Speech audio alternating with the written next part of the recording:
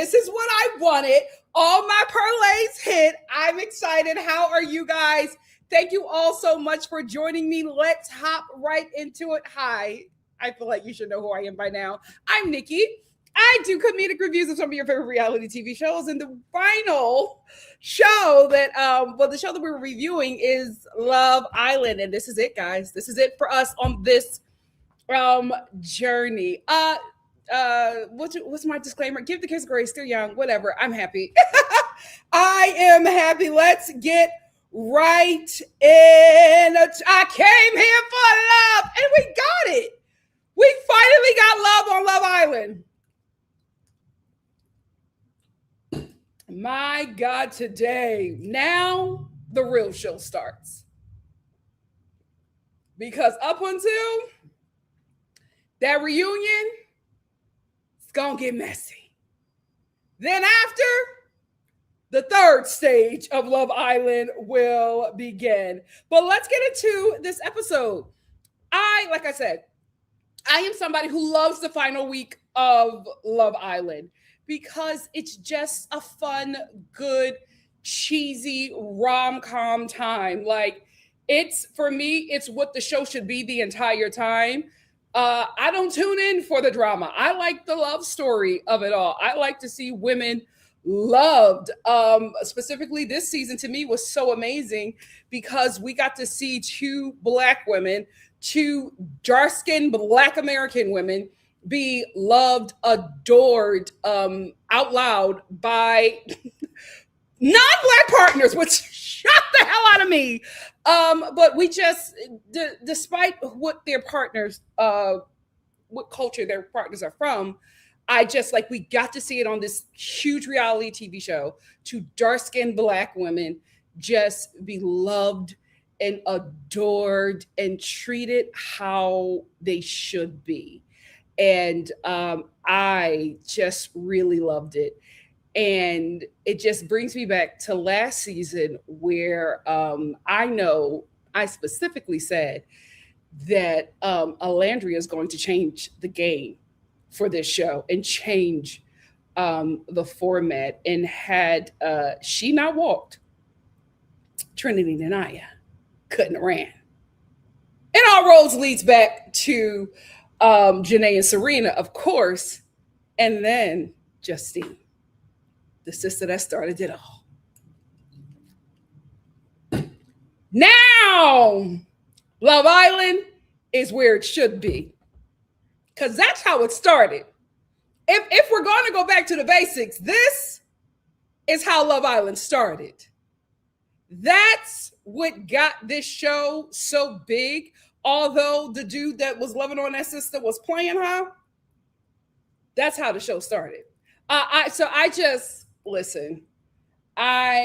liked, after Casa, after we got certain people out, this became the love story and the show that I am accustomed to, that I really like to see and enjoy. So yeah, I had a good time. My parlays hit.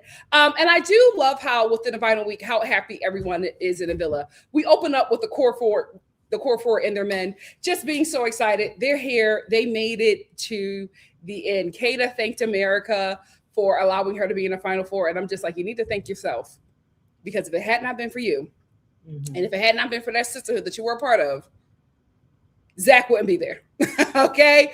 So thank yourself, mama, because you got you and your man in the final four. Because had it been up to him, you would not have made it up. Zach and Bryce talk about their bromance. And you know what? I don't care. I'm off that train. It's not my culture. It is what it is. But I feel like they're having this conversation because they know that when they get out, that's going to be something that people are going to talk about. But Bryce is just like, I don't care. Like, you're my boy. Like, it is what it is. And listen, it is none of my business. Not my culture, not my business. The DL rage bait. If Trinity likes it, I love it. Good for her. If she likes it, I love it. I will say that I absolutely enjoyed the presence of Carl this season. We needed a man like that. We needed a man that was smart. We needed a man that could read. You know, like we needed a man that we know is an avid reader. We needed a man that we know loves learning, loves education, and will not stop learning. Because every time we get a confessional with Carl, I learned something. Every confessional with Carl is educational, and what a breath of fresh air, because we do not get that from any of the other guys in the show. He was so needed. The casting agent that casted him, or whoever scouted him, they need to get a bonus, and they need to be the one responsible for casting the male bonus, and they need to be the one responsible for casting male bombshells. Now, whoever casts the women bombshells, I don't want to take a paycheck out of anybody's hands, but maybe, probation. Because we had some misses. Not probation. Probation. We had some misses this season. So this episode, we have the final dates. Melanie and Sincere's date. Okay. They got on a dinghy and they went and made pizzas. I said, okay. I know they got on a dinghy. It's a dinghy. A little boat. Okay. not a wee mama. They got on a dinghy and they went and they made pizza. Sincere needs some chivalry lessons, right? Because there's also a part where there is a massage table in their date, and you have to, like, it's obviously that one person was going to get the massage, and instead of Sincere telling Melanie to get on the table so that he can give her a massage, they do rock, paper, scissors. Sincere. It takes me back to when she was crying and he didn't give her the bed. He didn't sleep in soul ties. He, slept in the bed while she's up in soul ties. I'm just like, just a lesson in chivalry, because she wants that and she desires that and she needs that. And with the way she's going to take off outside of the villa, she won't be sticking around for that nonsense much longer, in my opinion. I'll just step in. I'll step in. Right here. Hi, Star family. I'm so sad it's the last episode. But what I will say about Sincere is I think he's unlearned. Yeah. No one has taught him chivalry, how to treat a woman. He don't know that, because I'm listening to his wording that he uses, and he's reaching. His words don't match his heart or his actions. I'll say his words don't match his actions, and I feel sorry for him because she's going to let him go. Mm-hmm. Yeah, she's going to let him go. Yeah. He's going to pick up some random along the way, but she's going to let him go because he's not in touch with her feelings. He don't know how to. He don't know. And it could just be his age. He could just be very. We also have to realize these guys are very young. So when TT was just like, this is my first boyfriend, I was like, huh? Then I was like, oh, well, they're very young. So, life lessons. Life lessons. I had a lot of boyfriends by that age. Well, it's a different time, Mom. These are COVID kids. I was just like, this is her first boyfriend? But these are COVID kids. So you just got to give fighting somebody over a dude. Again, COVID kids. She was probably fighting them on the internet. COVID kids. They're different. It was enough fight that they done got a... Okay, we're not going to bring up her past. Let it go. Love you, TT. The song choice for Melanie's and Sincere's date, that's where the budget went. To this, to the music for this season and Carlin and I's date, which we will get to. As they're like talking about how beautiful their relationship is, we hear like somebody like not a voiceover, but somebody who's like singing. We hear the volume raise, and then we hear somebody said they said we'll never make it, and I'm just like, this show is so freaking shady because listen, we all said that. I feel like I was the only one who was just like, you got to let these two play. They're going to play this whole season, and that's exactly what they did. So after their date, Melanie gets together with the girls and they chat about the date, and Trinity goes, I'm so happy that we have 4 Black women in the finale. I think that this is something really great for people to see. And Melanie was just like, mm-hmm. And I was just like, wait a minute, because everybody has been saying this for Black women in the finale, and I'm just like, does Melanie and Kata identify as Black? Like, the news to me, but Melanie was just like, So I'm like, oh, okay. I don't know what Black is anymore. I thought it was me. I don't know. It's okay. As long as we vote the same way, I am fine. But I will say, Black or not, this is a very melanated Final Four of women, and I love that, right? We got 2 dark-skinned Black American women. We got, I don't know if she's Afro-Latina, but we got somebody, caramel complected with curly hair. Then we have Kate. We got Hispaniola. I just, like I said, this means something to me. I think it's very beautiful to see. I think it's very inspirational and inspiring, and I absolutely agree with Trinity. The people need to see this. People really need to see this. So shout out to the Bratz Pack. Since we're here, let's talk about my girl Melanie, right? Because I have just been like going over some episodes, and I'm looking back, right? And I'm looking back at the Islanders' journey, and I'm looking back at Melanie's journey, and I was thinking about Family Day, and when her family was there, her sister was telling her that Sincere wasn't good for her, and that she needs to leave and get away from this guy. She said to her sister, she understands and she agrees, and she was crying or whatever, and then she got herself together.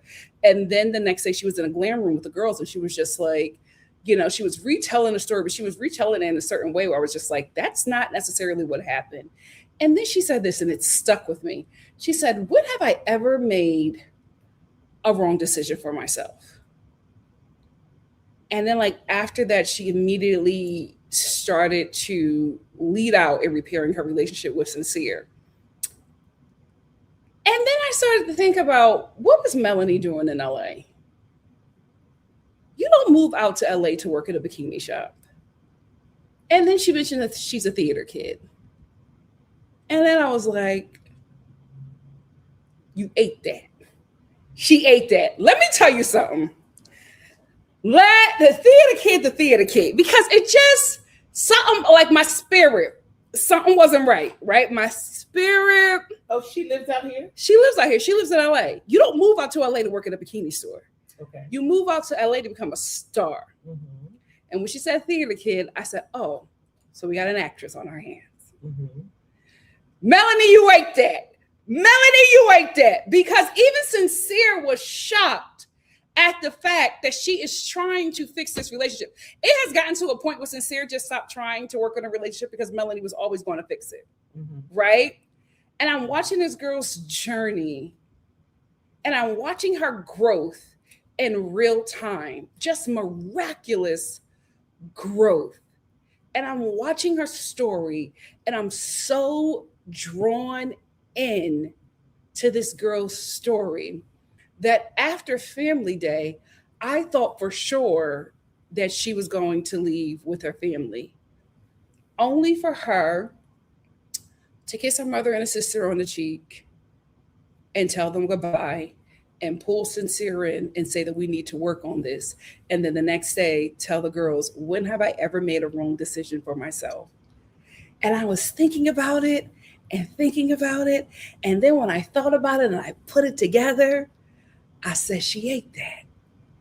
Because let me tell you something. Melanie took us on a journey from the moment she walked into that villa to the finale. She put on, I won't say she put on a show, but she invited us in and she let us see her growth. Because something in me is telling me that when this young lady gets out that villa and looks at that phone, that boy is going to be a figment of the past. He will not matter. He will be vapor. And by the time we get to that reunion, he's going to talk about how she got rid of him. Because this girl is so anointed. I was just like, ain't no way you're not catching on to what is happening here. Like she would literally prophesy what was going to happen the next day. And she prophesied soul. Like she was so connected. I said, there's no way you are this connected. You have this anointing. You have this much wisdom. And then I met her mama. And I said, ain't no way. Because that lady got more anointing and wisdom than her daughter. So guys, it was not making sense with me. And I had to sit with it. And I said, this girl is going to eat when she leaves this villa because this lady has ordered her steps in this villa. And what also stood out to me was when it was announced that she was in third place, she looked at Anaya and Trinity, and she grabbed her arms. She said, I told you. I told you we would make it to the end. And I was just like, And then I just was thinking, and I said,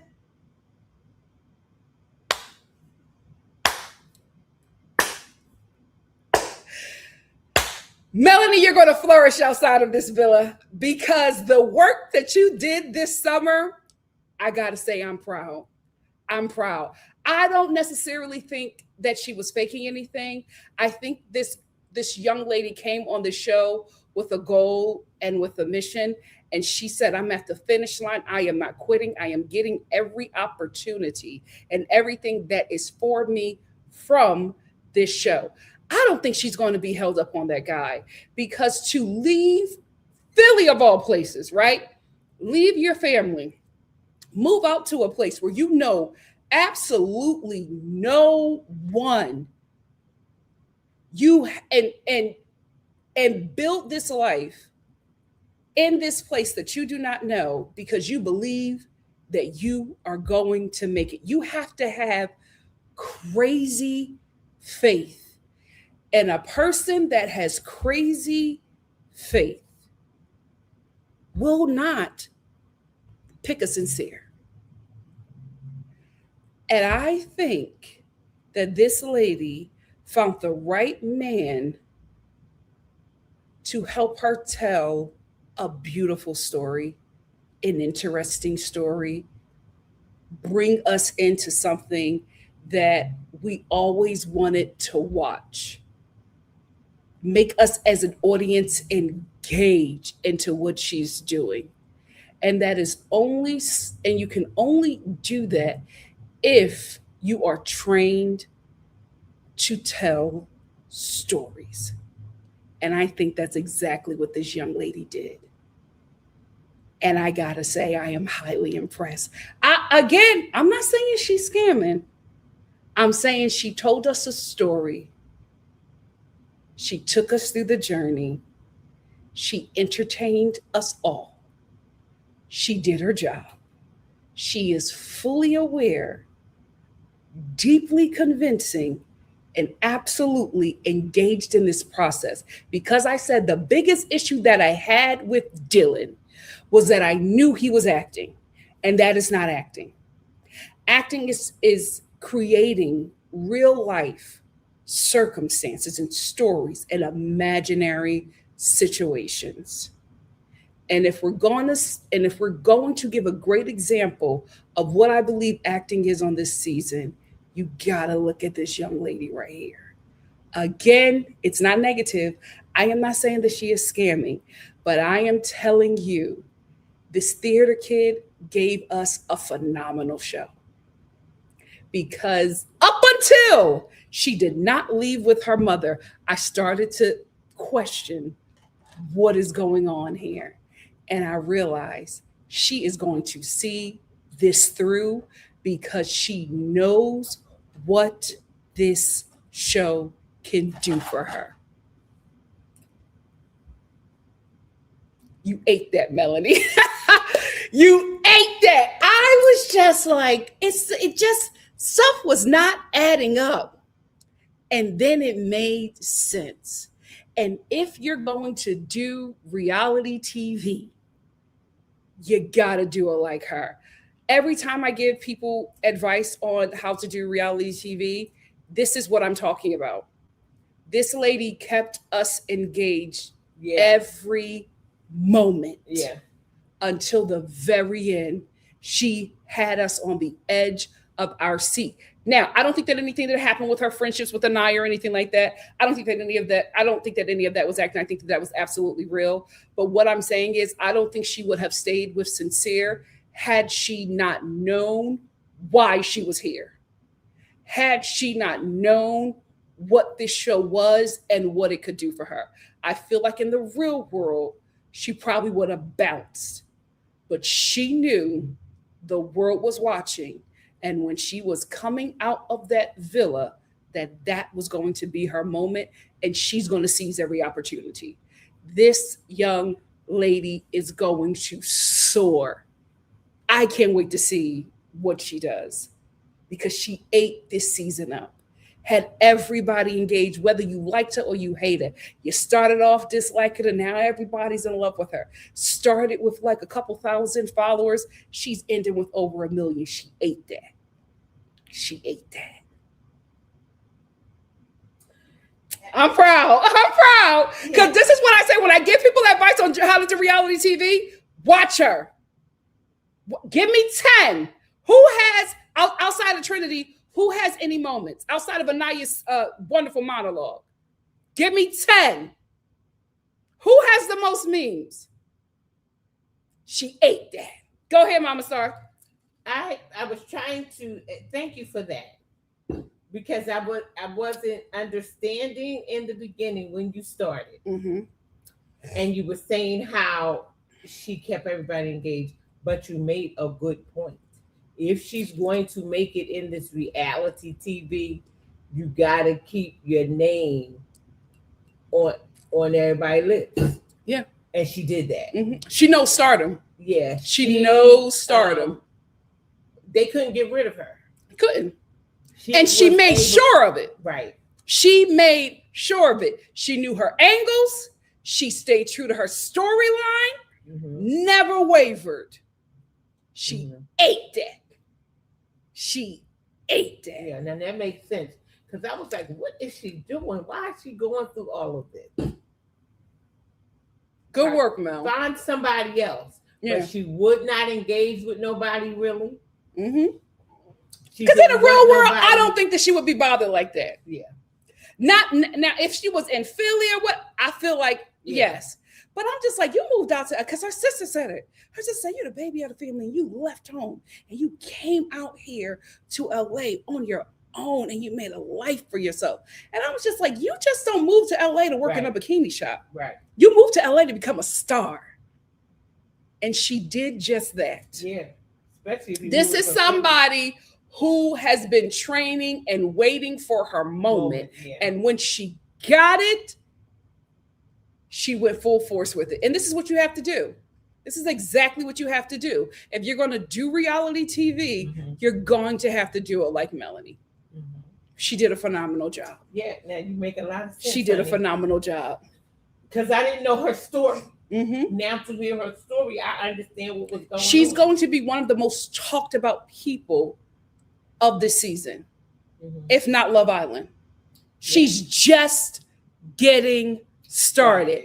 I'm telling you, watch this young lady during press. You are going to gag at how amazing she is. And the reason why she's so amazing is because, guys, she's been training for this moment. Okay. She's going to do a phenomenal job. I can't wait to see. And she's going to clear at that reunion.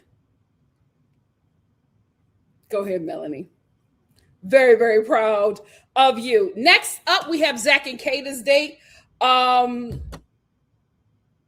They took them to the Schuylkill River, gave them a little picnic. I said, are they going gator hunting? Like, it was just like a swamp. What was this? I knew when I saw their date, I said, oh, well, 4th place. There was no budget spent on this date. Even Charlie, he commented on Love Island. He was just on their Instagram. He was just like, why you got my brother at a swamp? And Love Island responded, not right now, Charles. Not right now. We got a finale to put together. Not right now. So Zach talks about coming to America. Of course, the borders are closed, young man. Absolutely not. Kay, to protect your womb. Don't let him don't let him impregnate you with an anchor baby. That's what he wants to do. He wants to get to America because he wants to become a reality TV star. You should have watched Melanie's journey. You should have took some notes from her because it was very obvious that he wants to come to America and become some kind of star. I think he's going to do the reality TV show circuit just like Louis. I don't know how that is going to work for him because the only way I think reality TV is going to work for Zach is if he leans into being a villain. I feel like he could be a great villain if he accepts it. If not, I am not quite sure. Kata says that she could see herself probably with him for the rest of her life. Joking or not, I need Kata. I need you to check your DMs. Your future is in those DMs. Don't lock into anything with Zach. Check your DMs. And I'm not even talking about a man. There's opportunities in there, my dear. Get a team. She's definitely going to do a bikini line. She got to do something. Get a team. Oh, honey, do not get wrapped up in Zach or whatever he's doing. This is not the time to want to be a girlfriend. You have so many opportunities ahead of you. I pray that your family sits you down and say, listen, right now is not the time for you to be nobody's girlfriend. There's some money to be made. Go after it. For you. Yes. Go after it. Then we get to Anaya and Carl's date. This is where the budget went. Yeah. Guys, it looked like a movie set. It was Tiana's Bayou. When they walked in, first of all, Carl dressed like Prince Eric. Prince Naveen. He gets dressed and he shows the guys or whatever what he's wearing, and then he goes, I gotta go get my girl. He runs up the stairs to get Anaya and brings her down the stairs. I have not seen any guy in Love Island do that, especially on this season and especially during these dates. All the guys wait for the guys to come to them. He went and got her. So they take them to like this beautiful forest, and guys, there are like chandeliers, lights hanging down, open books. It's just the flowers, or just the flower budget by itself. The florist alone had to be a meal. It was just so beautiful the way they lit that seed, and then they kept on pulling out because it was so beautiful. I have never seen a Love Island date like this before. Dare I say they had a better date than actual winners? It was so beautiful. It was like a movie. I could not believe that this was a date on Love Island. So then they both sit down and they just, Anaya and Carl just lovers, right? So, Anaya just talks about her journey and she almost starts to cry because when she looks at it, everything, she's like, oh my God, I feel like a princess in this. And Carl was just like, you are a princess. Aww. And she just talks about how happy she is to be with him, and that they just were able to get another shot at love. And then she looks and sees that there's this book. This got me. There is this book, and it looks like a storybook, and it has CNA on it. And she opens up the book, and it is her journey in Love Island, and like watercolor on like fresh pieces of paper. As a princess. It's like the paper that you like make for real, and like sew into, a keepsake book. It was that. And it was like every moment that she had was just like watercolored and like pressed down into this paper. And it starts off with Princess Anaya has always lived a fairy tale. And it takes you through Anaya's journey until she meets Prince Carl. And it is just so beautiful. Another thing that I really love is that when it gets to KC, it talks about how she met Prince KC, but he wasn't the one. he met his own princess, Princess Tiara. I just love that. Like, they didn't select them in her story. They said that he was a prince as well. He just wasn't her prince. And then we get to the end of their journey, and she's so freaking emotional. How could she not be? I was watching that. I said, this is freaking beautiful. And Carl notices that there's more pages that are empty. And he was like, oh, so this is for the rest of our journey. Listen, write the movie. I'm locked in. I'm ready for Crazy Rich Asians. Like, let's do it. I am locked in. This was so freaking beautiful. That watercolor storybook. I'm like, how long did y'all know that they were going to be in the final four? Because that had to take time. The whole thing had to take time. So they did not just do this, over a day. They knew that Anaya and Carl were going to be here for some time because that date took time. They had the best date out of the final four. And that just confirms for me that Anaya was the diamond of the season. Production said, this is the one, and we are going to write her story, just like what they did with Alandria. Because my God, today, they created so many scenarios for this girl to be saved, for her to come back, and, and for her Prince Nick to find her. Like, there was so much happening just for that young lady to have a love story. Yeah. And they're doing the same thing with Anaya. She was the diamond of the season. She didn't need to be the winner. She was the diamond of the season. I have never seen a date like that on Love Island. That budget was crazy. They're going to win an Emmy off of that just alone. Mm-hmm. That was so beautiful. And here's the thing. You could tell that they loved filming this scene. There were so many shots. Yeah.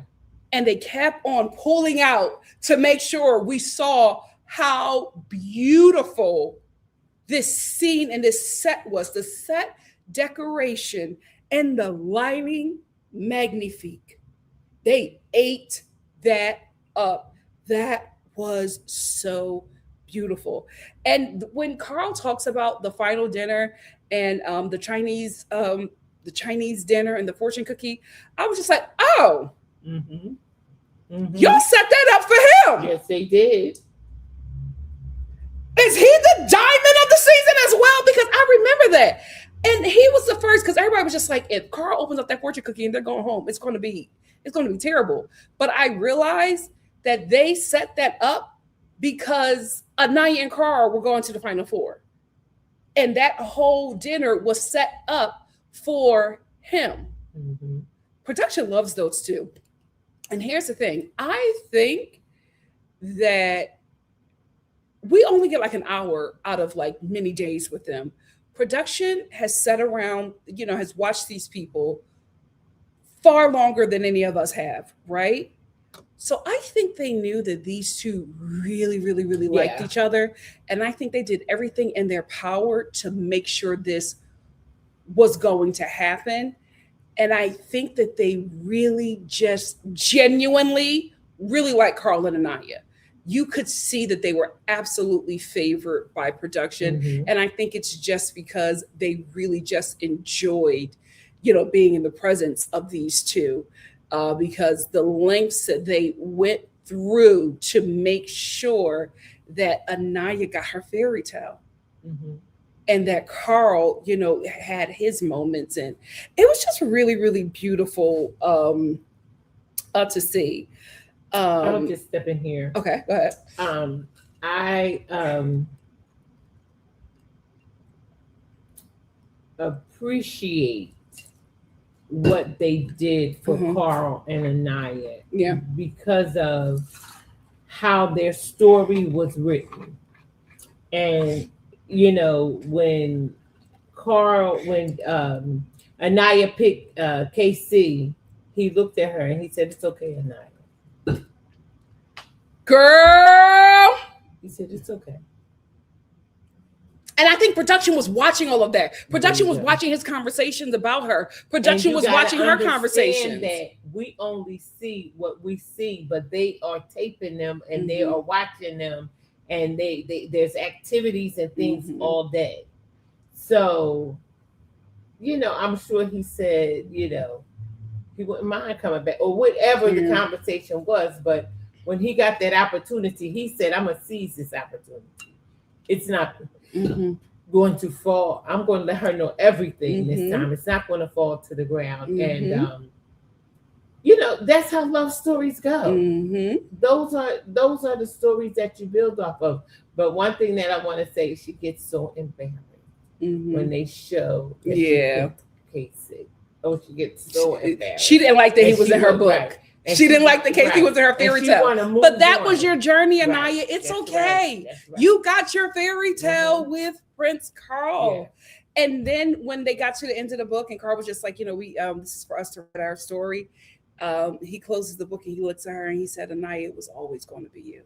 Yeah. It was always always you. Always going And to then be you. they just start crying. And I start crying. I was like, oh my God. This was literally Bridgerton. Like, my God. It was so beautiful. And after they share this moment, he says, can I have a dance? And he takes her hand and they put on these crowns. And they are just dancing around. And she puts her leg up. It was so beautiful. I have never seen this before on Love Island. Yeah, Love They Island. did their big one. Well, with they had to do something. They had to fix it. Yeah. And I think they went on and fixed it. Mm-hmm. They went on and fixed it. This was Emmy worthy. Y'all got this one. I think they Y'all went on got and fixed it. this one. Then they Carla and I, after their date, they come back and she tries to explain the date to the girls, but she's just like she was in awe. Mm-hmm. She was in awe. It was so beautiful. And then she just was like, let me just show you. And she shows them the book, and everybody's just like, oh, they cannot believe it. Yeah. And they all see that they're in the book. It was so beautiful. I was like, wow, we cannot move on from Carla and I. Like, NBC, y'all cannot lose this couple. What a love story. Well, they'll be able to do with them what they couldn't do with Nick. Yeah. Mm-hmm. Because Nick and Elandria do not promote that show. No, because of the way they treated them. Mm-hmm. But they overcorrected this season. Okay. They overcorrected this season. Okay. My God, today. And when they get back, and Anaya is telling the girls about the date, and she can't like really talk about it because she's still like so in awe. Melanie like takes the book and smells it for some reason.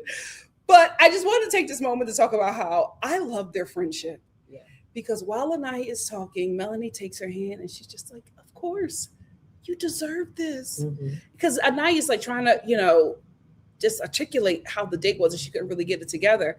And Melanie just eases her, and she's just like, of course, this was your date. Mm-hmm. You deserve it. Okay. I love them. The core four got it. The core four got it. Things together. Their friendship is going to be. They're going to monetize off of. They better. Their friendship, off of their relationships. They're going to turn it into something. Yeah. And the mere fact that they left and they were friends. They have a blueprint from last season what not to do. Yeah. So I think they're going to really, because there were some friendships that we thought would last from last year. And they just did. Broke me. Yeah. Anaya and Trinity. Don't you dare. Anyway, next up is our final date with Bryce and Trinity. They get this really romantic dinner. And while they're at the dinner, Bryce lets Trinity know that he loves her. Yeah. And she's like, really? He's like, yeah. And she's like, I love you too. I just wanted you to say it first. Okay. They got me too. They were so beautiful. She in a lane by herself. They are just something else. And then while they're talking to each other, they get these fire dancers. And they come out and we get like this beautiful kiss with them while all this fire is in the background, and then they come back and they tell everybody about the date, and then Bryce is like, should we tell them? And Kate is just like, y'all got engaged. I mean, they could have at this point. And he's like, no, we I told her that I loved her.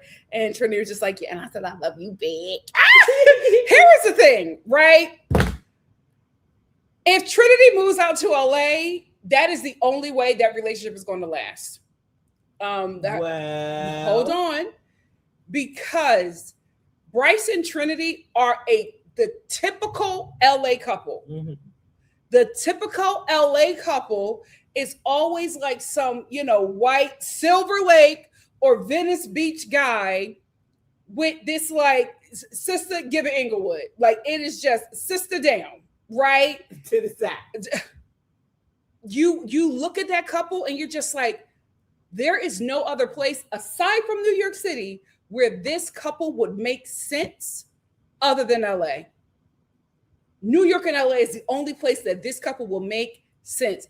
That is the typical LA couple. Yes, it is. A bad sister, and it's like surfer kind of like flighty, just white guy. It's like he's not, he's not being a minstrel show of blackness. She's black and proud, loves everything about being black, ain't trying to be nothing else. But these two just somehow found each other. You will find so many Brinities in LA. Real love. It is the typical LA couple. For some reason, those couplings work out here. And I feel like if they don't come out to LA, New York is the only place where that relationship can really survive and be cultivated, and they'll be able to find a community of people that is just like them. Mm-hmm. I don't think it can survive in Virginia. Yeah. Only New York and LA will that relationship make sense. But I'm telling you, in LA, you will see that couple everywhere. Specifically Studio City. You will see that coupling. That makes so much sense. And they normally have probably met at like an acting class or something like that. That's where that couple met. But that's an LA couple. So I see them being able to work in LA or New York. What were you going to say, Mama? I was going to say that Bryce, he was explaining, because this seemed to have been a conversation. This is just what we were privy to. Yeah. He was saying, well, she can, she's coming to LA. Mm-hmm. And she can stay. He wants her to move out. He wants her to move out there. As long as if Bryce had his key, he would have given her a copy of his key. Yeah, he wants her out there bad. And then he even said, the guys were just like, so how did you know? He was just like, I think with Casa. Like, oh no, I think he said it to Ariana, but he was just like, Casa was where I realized that, this is what I'm feeling. I just didn't want to name it. And he was just like, after a while, I was just like, it's okay. I do love her. This is what I'm feeling. Mm-hmm. It is what it is. And this is who we are. But I love that he said she can stay as long as she wants. Like, it's up to her. The ball's in her court. Yeah. And she's going to go out there because her flight is going to bring her back here. Because don't they put them up? Well, everybody can either go home or come to LA. Mm-hmm. A lot of people, if they want to like make this work. No, but last time they put them up. They put them to LA. They did not do that. They all decided to get an Airbnb so that they can all do. Oh no, you're right. The final four is coming to LA to do press. Yes, you're right. Right, and you're put them up. They put them up for a week in some type of Airbnb, like and they do and they do press, and then after that, it's up to them if they want to leave or whatever. Yeah. So the final four is they're probably already here. So we're gonna be seeing them bopping around LA for a minute. With the press circuit. Like Alandria came here and stayed here a little while. And then she went back home, and then I think this was going to happen with Trinity. I think that Trinity is going to be here during press for a week. I think she's going to go home, get some clothes, and move out here with Bryce. I don't think she's going to get no clothes. She might buy some here. Yeah. But I think Trinity is going to come back. $100,000. She can buy a couple. Yeah, I think that it's not $100,000. Not if LA takes their tax. But it doesn't matter. She's gonna make that in a day. It seems like he got his own place. He does. That's why he said she can come and go as she please. So yeah, these two are going to make it work. These two are going to make Yeah. it work. So right after this, the next day, the girls get a text, and the text is that they need to get pampered. I don't remember this last season. If this is a new thing that they're starting, thank you. Mhm. I've always said the finale, the girl should have glam. Yeah. Yeah. Like, y'all let them pick out these really nice outfits. They should have glam to go with it. The show needs glam. Y'all making money hand over fist off these kids. Y'all need to give them glam. So they went to go get their nails done, and the girls were just sharing really, really beautiful moments. And I love the breast pack. I just really love how they love each other. I love this sisterhood. I pray that it remains. Then we get the guys hanging out. Here's the thing. When the girls get a text that they're going to get a day of pampering, Zach goes, "Just you guys?" Yes, Zach, just the girls. I mean, what you wanted your nails done too? I can't with him, Kata. I can't with him. Anyway, while the girls are getting pampered, the guys are hanging out, and they, it's like graduation, right? Everybody's, during the signing of the yearbook and just giving everybody their tens and talking about how great they are, how much they love them or whatever. And then Carl goes, "Well, you guys are all invited to my wedding." Okay. Pump your brakes, Prince Naveen. What wedding? I will say this though. This is for Trinity and Anaya, I'll say. Especially for Anaya. I am very anti, girls getting married or like in serious relationships in their 20s, especially their early 20s. But I have to say this. There are not a lot of Carls. And sometimes you meet the right one early in life.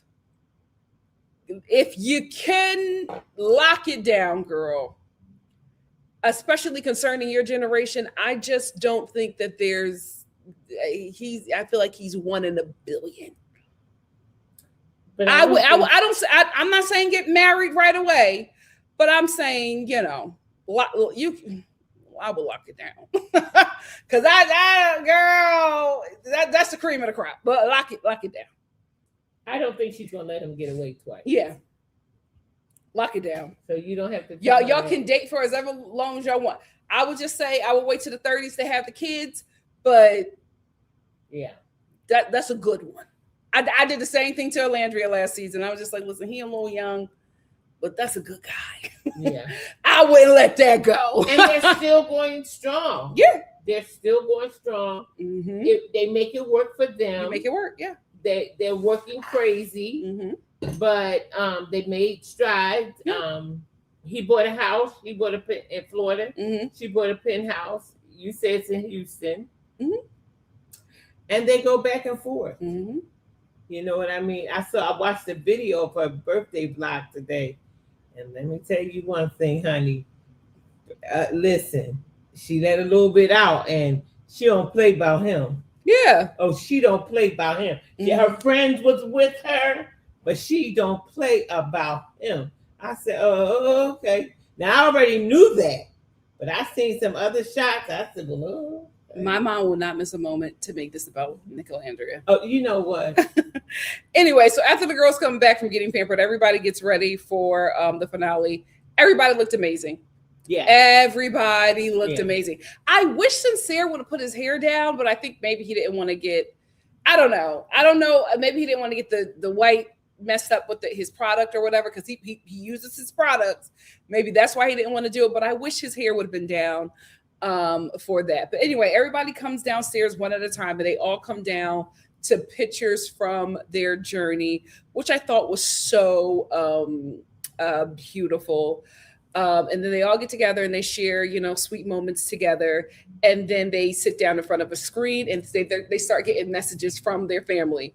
I want to say this, Trinity and her sister, the same thing. The same thing. Everybody had really nice messages from their families. For some reason, I just feel like Trinity is going to get along with. That was Trinity's sister, the one that was talking. Yeah.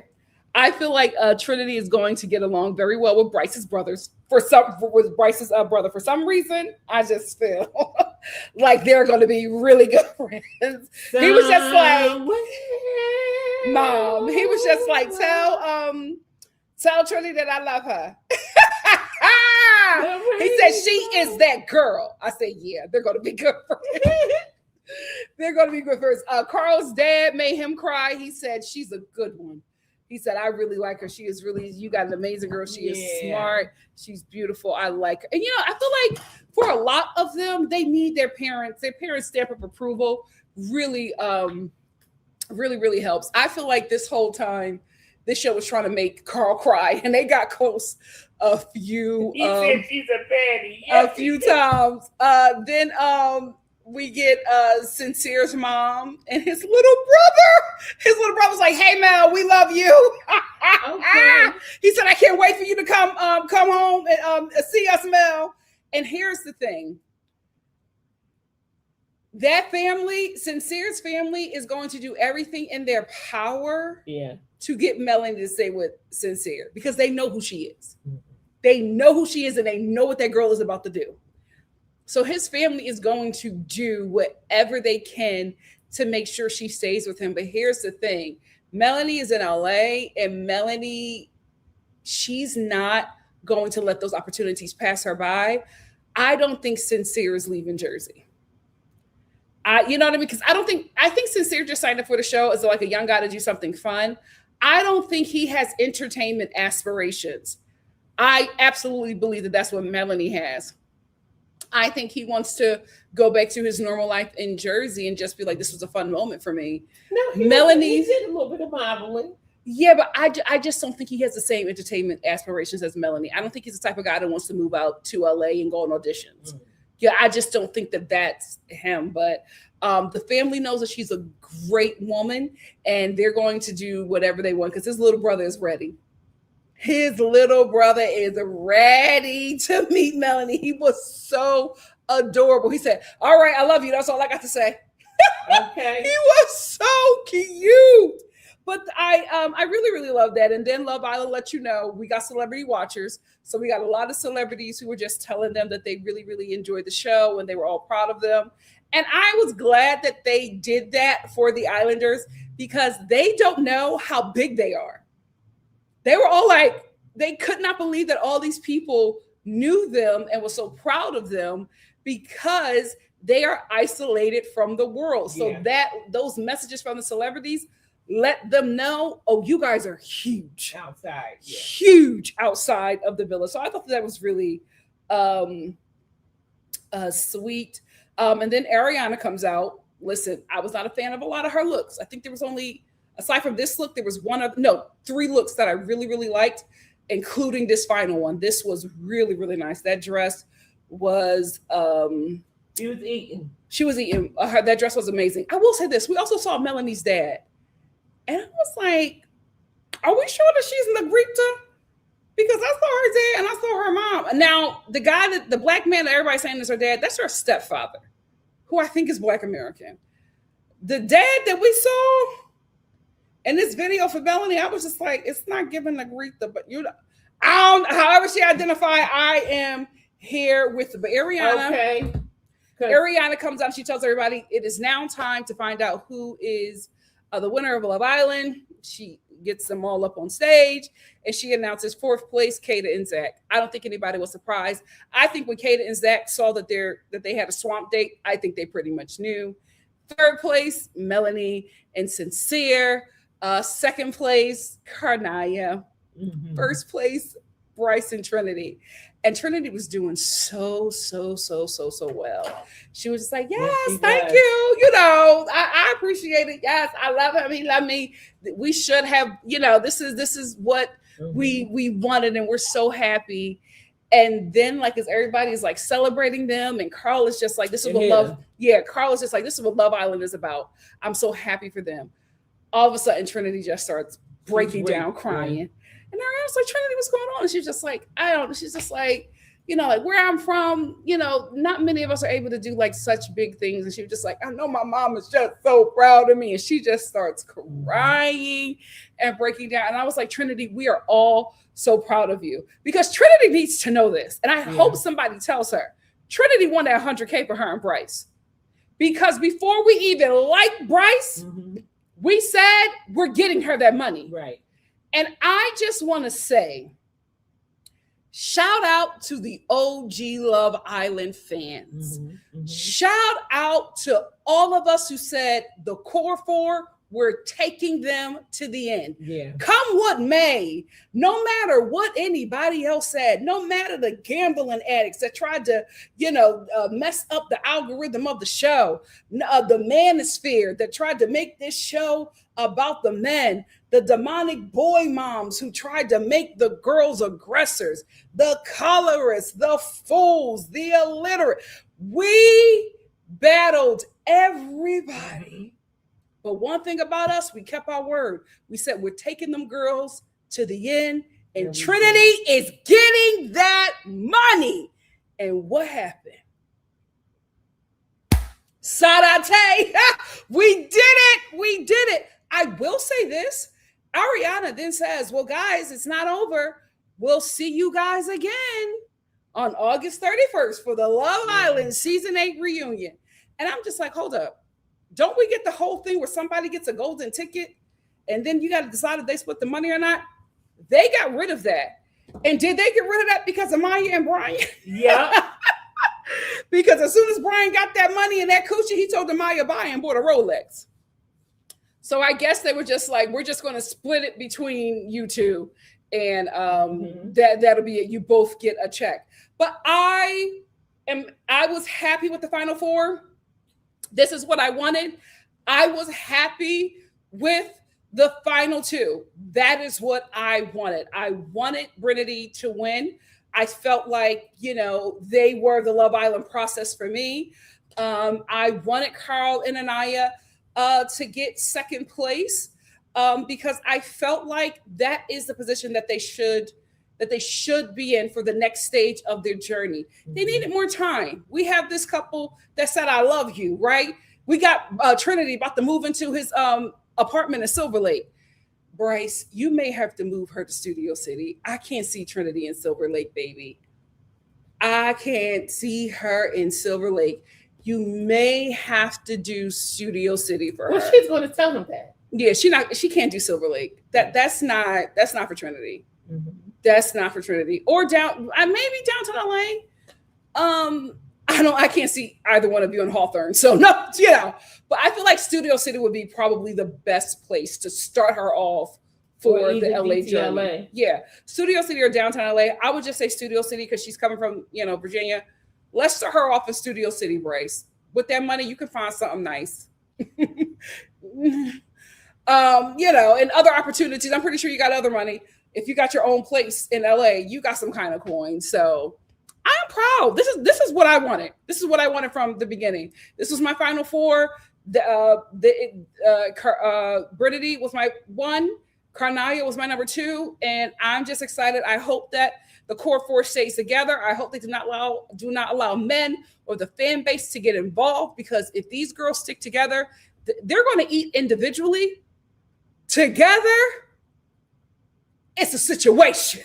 So I really hope that they do not allow men, fan bases, or teams to ruin their relationships.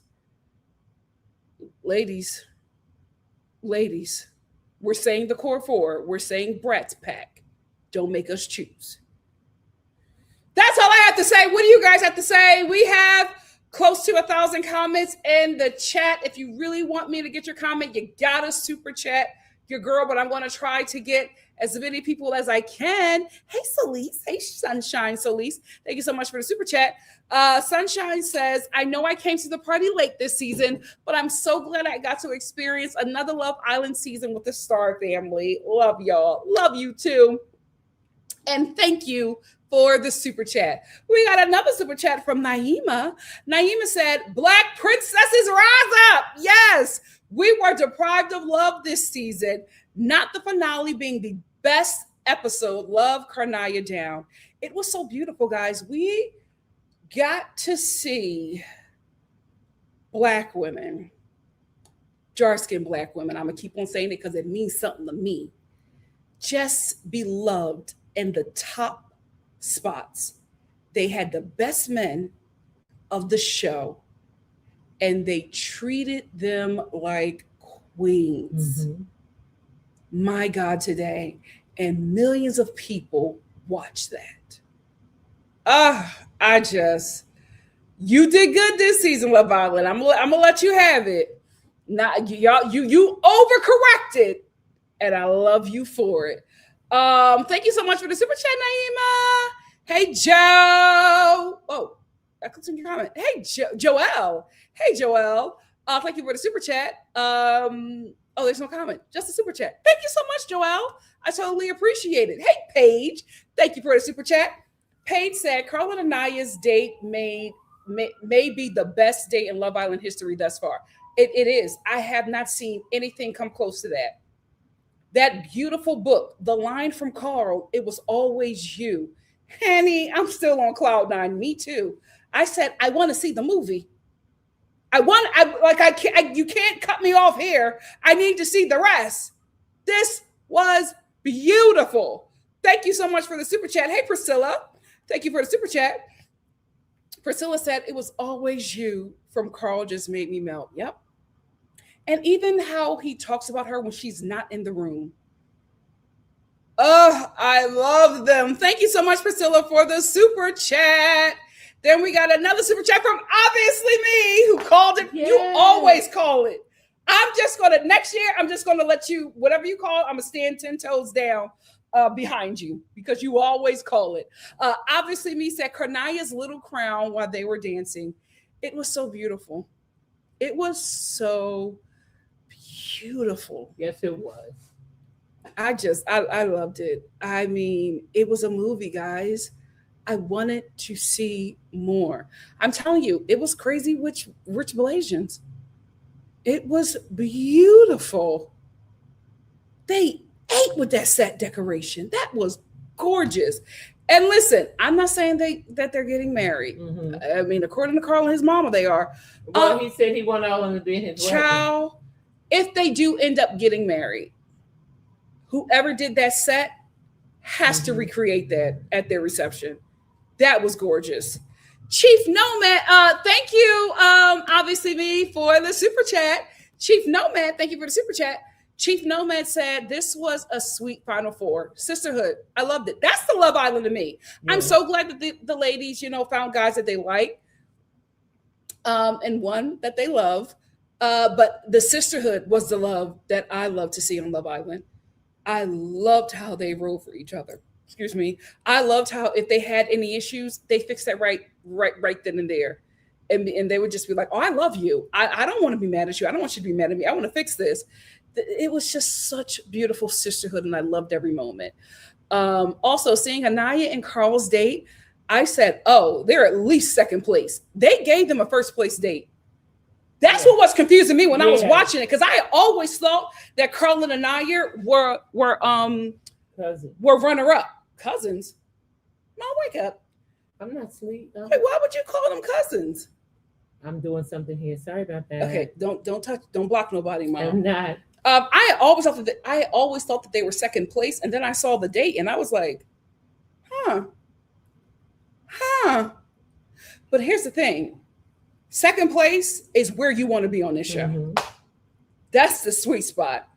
I'm a lover boy. And I really empathize with Carl. He also handles all mention of his past dumping very well. He does. He's great. That's my type. Lover boys, guys. Lover boys and yearners. That's it. That is it for me. I don't want a roughneck. I don't want no guys joking about if they really like me. It was just a joke. I like you. I don't love you. Don't play with me like that. Don't play with me like that. I want a lover boy. I want a yearner. I want a guy who every time he sees me, he compliments me. I want a guy who every time he sees me, he pulls me in. And, if he's not kissing me on my lips, he's kissing me on my shoulder because that's how much he just loves me. I want a guy who tells me that his place is my place, and whatever I'm ready, I can come over. The ball's in my court. Yeah. Yeah. Trinity and Anaya are being loved how they should be. That should be the standard. That's what I said, especially if you're going to jump ship into another culture. They better love you like Prince Harry. They better love you like Nick. They better love you like Carl. Bryce too. The Zach relationship is just throwing me off. But anyway, yeah, I agree with your comment 1000%, Chief Nomad. And thank you for being a lover boy. Love you. Thank you for the super chat. Hey, Eden. Eden says, Nikki, thank you for changing your mind and covering this season. We needed you. Thank you guys for convincing me to do it because I was done. I did not like how my girl Alandria was treated. And guys, if I did not watch this season, I would have never experienced Karnaya or Melanie's mother. Let me tell you something. This show fundamentally changed. This season fundamentally changed me. I am off the black love train. Now, y'all know, I used to fight y'all down about how y'all was loving the mothers. And I was just like, listen, you got to be real careful out there. I still stand by my thought process, especially with black women. I'm just like, you got to be really careful, right? And you have to really approach that relationship with making sure you're a priority. Yeah. The first sign of disrespect, right? Get out of there. That was my thing with Trinity. I did not like how Bryce sat in conversations where Zach was talking about her. I wanted him to protect her more, right? But listen, that ain't my relationship. It is what it is. But you always just have to be very, very cautious because still today, we are not safe in their spaces. So I'm still very clear about that. Keep your head on swivel. Make sure that man is safe for you. And yes, you can say that about any other culture, right? But unfortunately, any culture of men, especially the culture of our men, but unfortunately for black people, a lot of us have bought into the PR that white people are good and safe and for a lot of us, for some reason, have forgotten how we got here, have forgotten our recent history, our current history. So I feel like, oftentimes when black people are dating interracially, especially when they're dating a white partner, they are so happy to just have access to that privilege that they let so much slide. Look at Corbin and the way Permita talked about him. She called him a clown to his face and said that Caleb, that white guy, was a husband and he was a clown. And he still stayed with that woman. He's still currently with her to this day. A black woman could have never said that to him. You know what I mean? So I still stand by my thought process with that. However, the way these two young ladies, these two dark-skinned black women, were loved out loud by these non-black men, I'd be a fool to tell them to walk away from that. I'm off it. Yes, I want my people to love each other only if it's healthy. I want black women to be in relationships with black men if the relationship is healthy. If that ain't a healthy relationship, you better find yourself a Carl. I do not care. You could be black love all day. Let a Carl walk up on you, give ear to hear. Give ear to hear. But that show really freed me up from that. I'm not holding on to that anymore for black women. I'm not there yet for me, though. We will see. But right now, I still want to do work in my bed. But I'm not holding black women to that. Because I saw how that young lady, Anaya, held on to that black man. How she put herself through so much humiliation to make that relationship work. And he walked back into that villa with another woman, and when she broke down, laughed at her. While the Wasian was crying for her and under his breath saying, "It's okay, Anaya," after she didn't choose him. Baby, yeah, sisters, love who love you.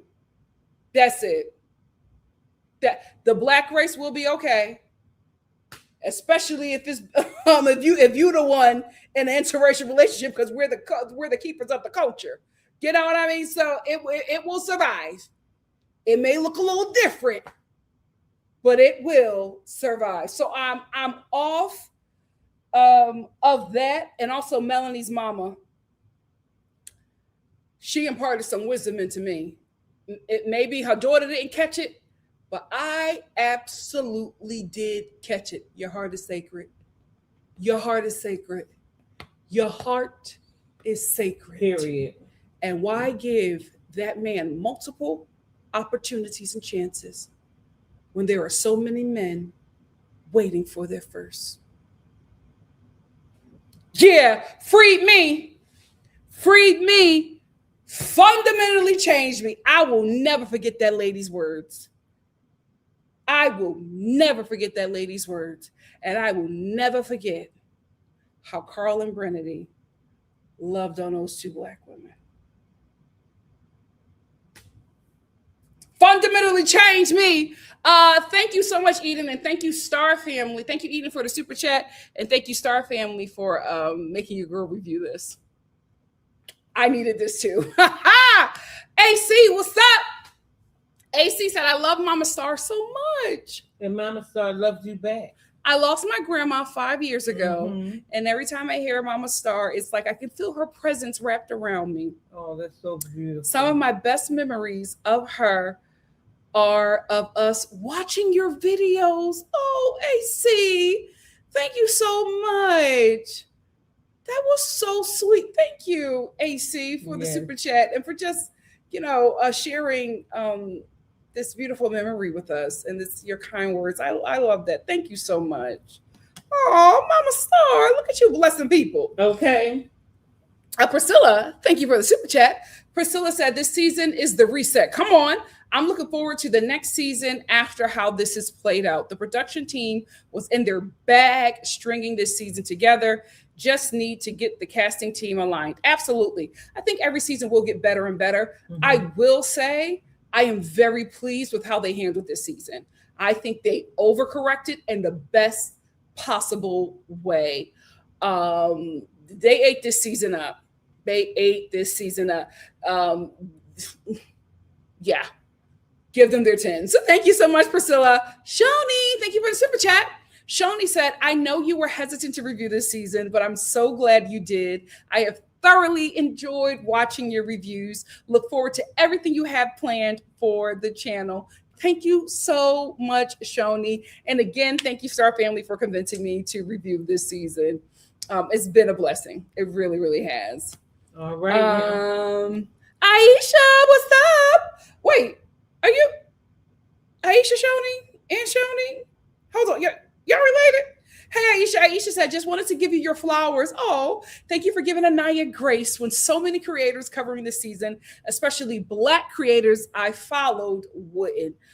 Thank you so much for that. Here's the thing. I've been Anaya, right?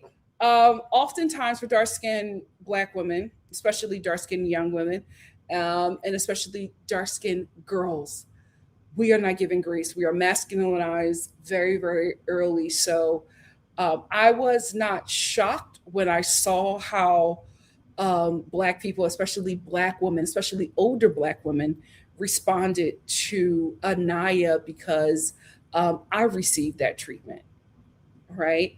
I haven't received grace like I've would younger people, Black people my same age who didn't look like me, right? Who weren't as dark as me.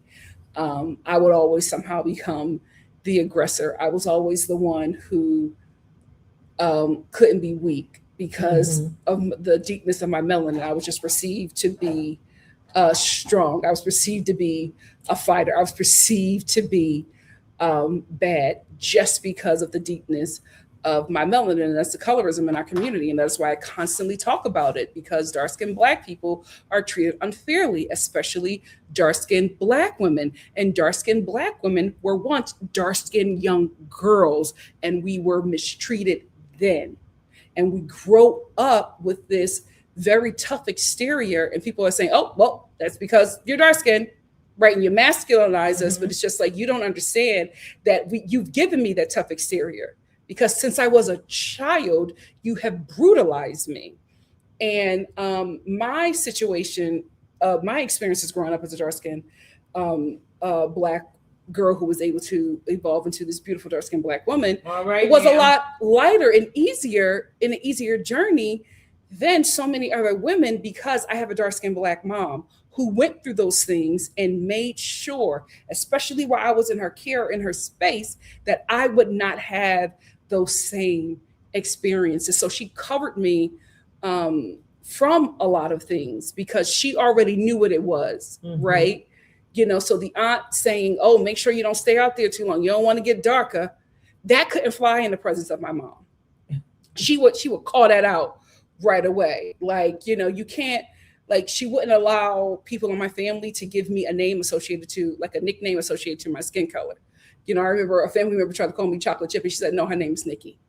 And that's what we're going to do. That's what you're going to call her. And at the time, I didn't know what it was, but my mom made sure to correct it and to understand those things. So I can catch it very easily, right? So nobody can play the colorism game with me and be like, oh, no, that's just not what it is. She just cries too much. Well, why are you calling out her crying too much when she has cried the same amount, if not less, than the other women on the show? But what's the difference? Oh, those women are light. Right? And we in the Black community give grace to anybody who is closer to whiteness. Yes, it is an issue. It is trauma. It is a terrible thing that was done to us, that was done to our ancestors, that has now become a part of our DNA, right? So it's something that has just walked with us, and we don't really address it. We just joke about it. We let the whole preference conversation go, and we just say, oh, you know, dark-skinned Black women are just jealous. No, you're telling us as Black people that you prefer this person because they are a lighter complexion. How is that not insane to say to another Black person? This person is safer. This person is nicer. This person should be protected because they have less melanin. How is that not insane to say to another Black person? We have normalized colorism in the community, and you labeling her with all of these other things will never make sense, because we know what the root cause is. Because if she is behaving this way and mirroring what another girl in the villa is doing, but the girl doesn't look like her, why is she getting such a visceral reaction to the point where you now want to physically harm her? Colorism is violence, and the Black community needs to fix that. So as soon as I saw it, as soon as I saw her in Trinity's pictures, I said, I'm locked in. Yeah.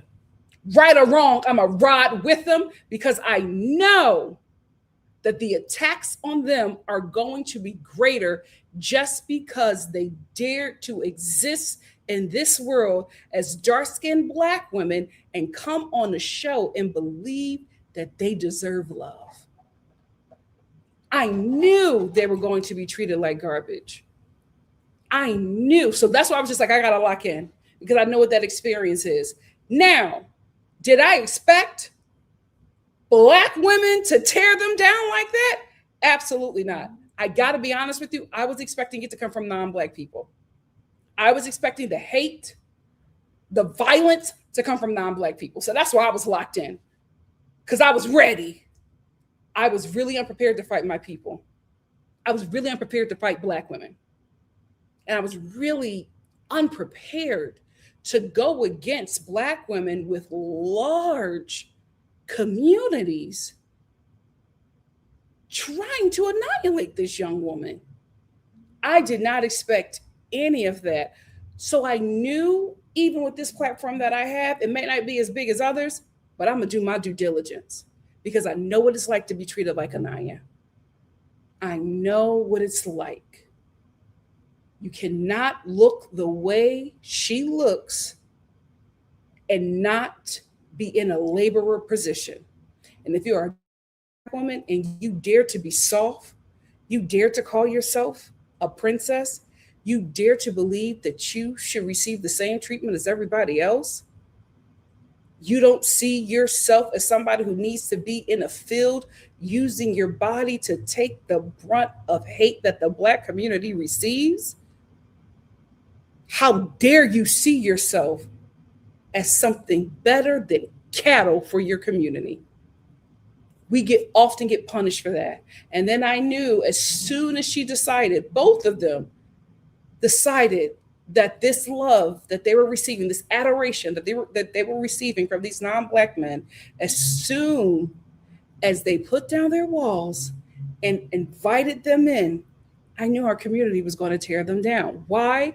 Because the most disrespected woman on this planet is the Black woman, especially dark-skinned Black woman. And for our community to see these two women be treated with so much love, grace, honor, and care, it did something to their brains, because that is not what Black people are taught, especially within our community. We are teaching that Black people, dark-skinned Black people, especially dark-skinned Black women and dark-skinned Black girls, deserve nothing. So to see them be on the top when Kata exists, mess with a lot of Black people's brains. And fortunately, for a lot of you who look like Anaya and look like Trinity, their masks slipped. And you realize that you are supporting someone who, if you were in their presence, would treat you like garbage just because the sun kissed you a little bit longer than them. And so I would like to say sorry to those of you who are supporting people. I know you probably super chatted them people, sent all kinds of money, gave them your view, just a lot of your resources to these people. And to see the views that they had about that young lady, I know it crushed you. There were people who I was supporting, and I was just like, wow, dang, my God, today, you too? Like, not you. So I had to block and unfollow so many people that I used to support. I couldn't believe it. And so I know what that feels like, and I am so sorry.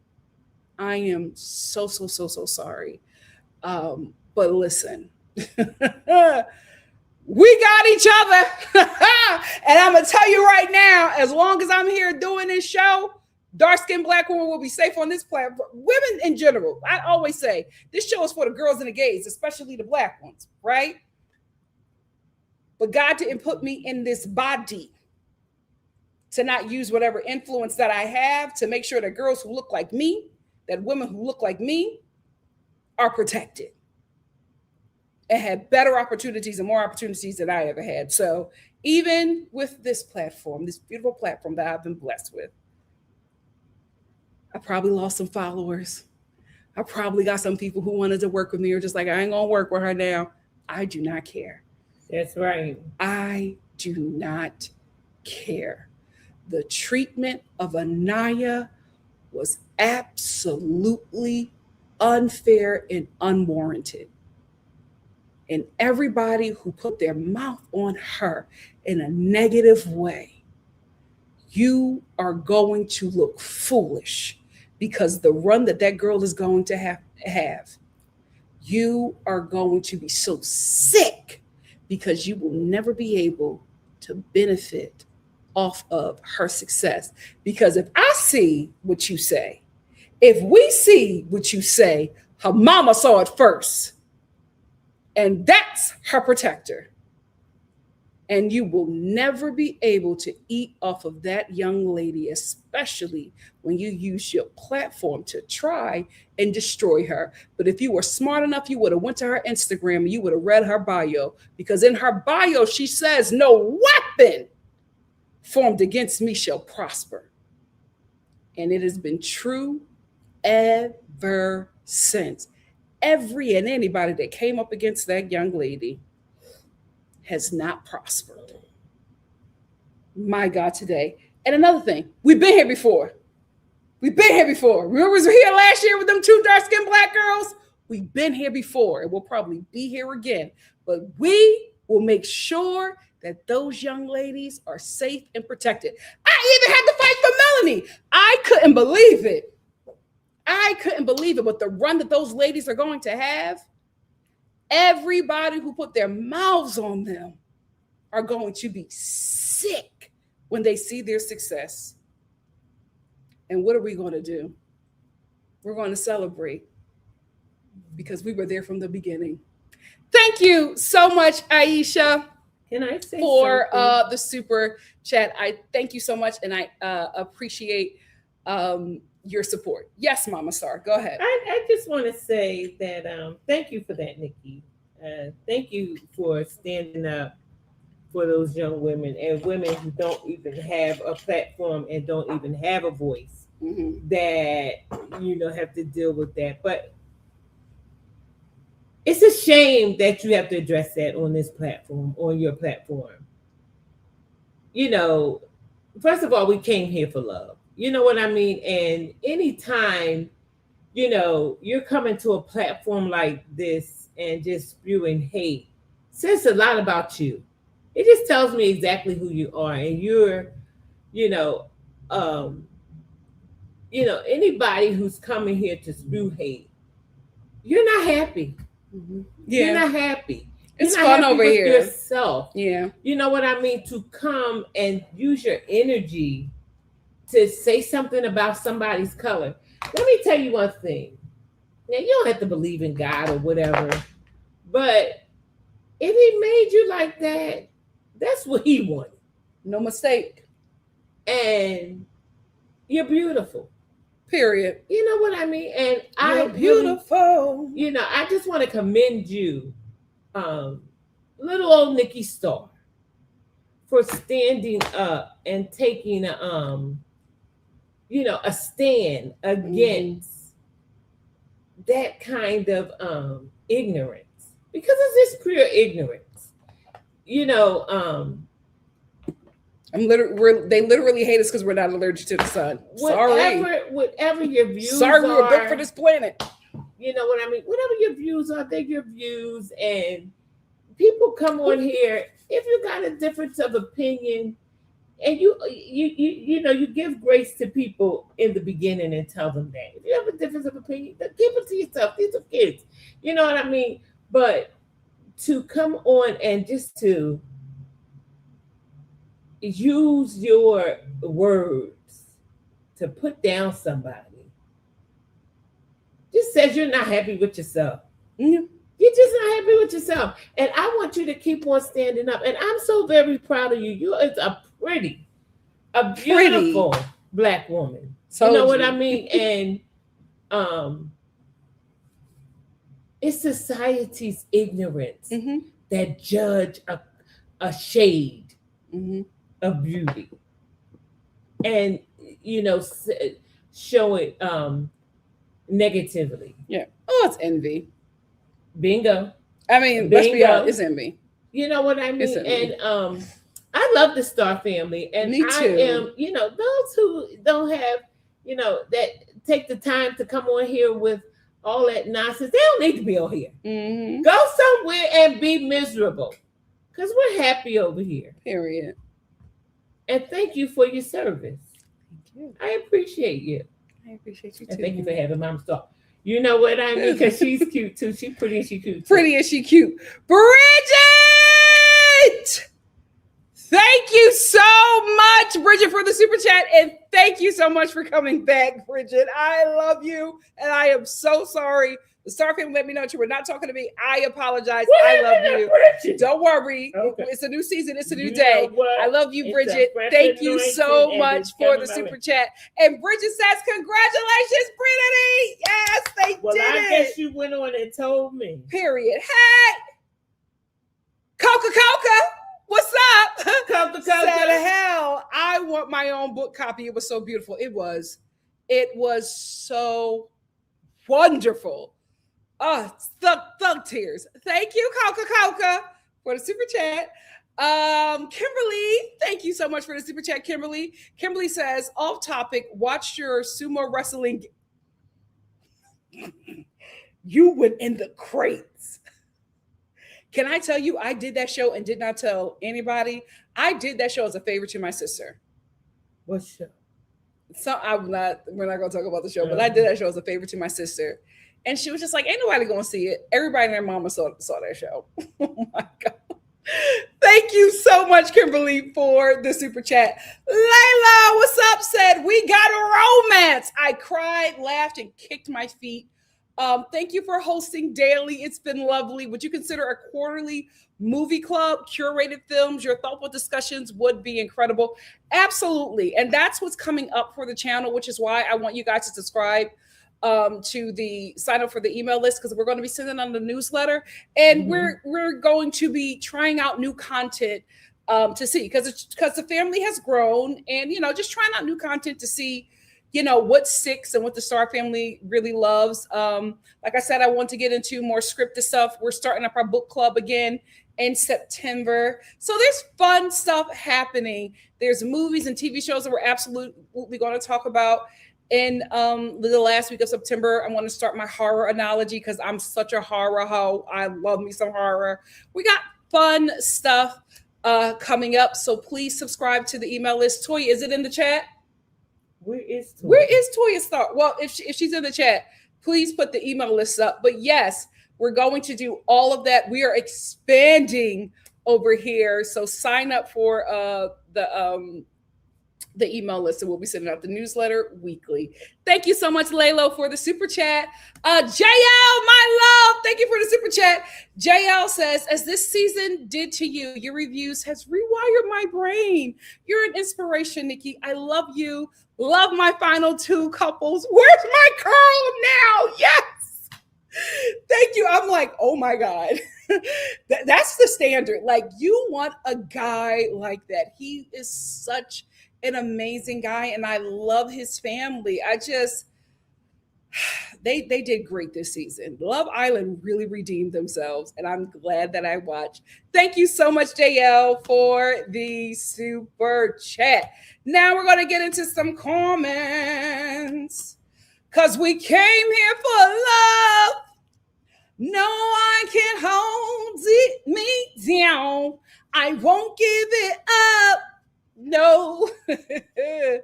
I want you to reach out. Also, this week we are starting up again the Real Housewives. I'm not doing the Real Housewives of Orange County because Vicky is a horrible person and I just cannot do it. We're also going to be starting Married at First Sight. We're gearing up for Love is Blind. That is coming. We're also going to be doing Big Brother and 90 Day Fiance. I'm binging that, and Love Island UK. So we got a lot going on the channel. I will say this, my Love Island UK reviews are going to be at 12 because they have to be earlier, 12 p.m. PST. They have to be earlier so the UK guys, my UK subscribers can watch. But yeah, we got a lot of stuff going on here at the Star Channel. So I'll probably be here every day. If I'm not here, I'm working. Just know that. I would not abandon you guys. If I'm not here, I'm getting a check.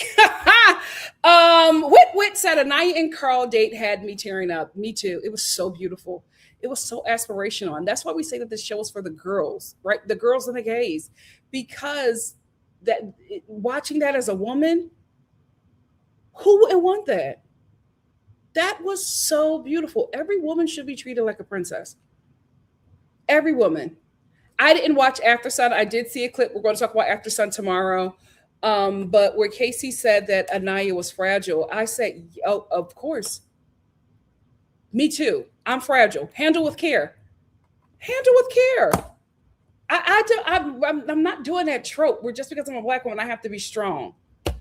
Like, no, no. And especially just because of the deepness of my melanin, I'm supposed to just take all kinds of hits and trauma and be okay with it because of some stereotype from slavery. No, get healed, get delivered, get free. Handle me with care. Bingo. Being called fragile is not an insult. Okay. Dr. Inmani said, hi, Nikki and hi, Star family. Hey, thank you for being here. Wait, I saw this from Hannah. I didn't see that. Sunshine said, I'm not going to lie. I'm glad Bryce and Trinity are the winners. Me too. He said at the beginning that he was broke and she quit her job before coming to the island. They needed the money. I agree with that too. But I'm not, that's not why I wanted them to win. I just really feel like they just had a really consistent journey. Carla and Anaya, there's still so much growing there. It was so beautiful watching them, but I felt like that was a good number 2 spot in my opinion. But like, even if they didn't win, they will be fine. Bryce and Trinity, especially Trinity, it's already making 100K right now. They're making money hand over fist. Brinity, Karnaya, in their own right, are all going to be multimillionaires by the time the next season of Love Island hits our screens. Like, these people are Melanie, Kata, the Bratz Pack, wealthy before we get to season 9. Yeah, they're good. Hey, Jennifer. Jennifer said, Trinity breaking down at the end. OMG, I'm crying with her. You know, she was trying to hold it in. I'm so proud of her. I'm so proud of her. Shoni said, after Anaya came back from her date with that book, Zach realized that they were not getting close to that money. I felt like him and Kata knew at that date. They put them on a hill with no food. They had to know. They had to know. Hey, it's Nasby. It's Nasby said, my heart is full after this finale. Right? This is how it should be. This is how you should feel. Love Island last season, I know people were just like, this wasn't a good season. Season 8, I'm sorry. This was such a better season than season 7. This was giving me season 6 vibes. I mean, the men were not that great, but the sisterhood. And I think that's the thing. And that is what the show needs to focus on here on out. The sisterhood is what really makes this show watchable. And then throw some princes in there, and we got something great. We got something great. I was gushing and gritting, same. Karnaya got so many cute moments, a beautiful and top tier date, made top 2, and all is well with the world, right? Thank you for saying all is well with the world, because this felt right. You know what I mean? It felt like we were in the right timeline. You know, I've since like COVID, I've been feeling like we're in like this weird, wrong, upside down, wrong timeline. This, I was just like, this is how it should be. That was my top 4, and that was how I wanted the vote to go. And it went that way. It felt right. I'm so happy. I'm so happy. Oh, thank you, Magic in the Hamptons. Magic in the Hamptons said, Nikki, you look like a star tonight. So beautiful. Thank you. It's Nasby said the final dates were all quite sweet. It had me getting why the girls are the top and why they like their partners. Even the ones who we know had not put their best foot forward this season. Yeah, I will say this was a great finale because I liked everybody. You know what I mean? Even the guys like I could that weren't for me. I liked everybody by the end of this. So I think they did really, really good.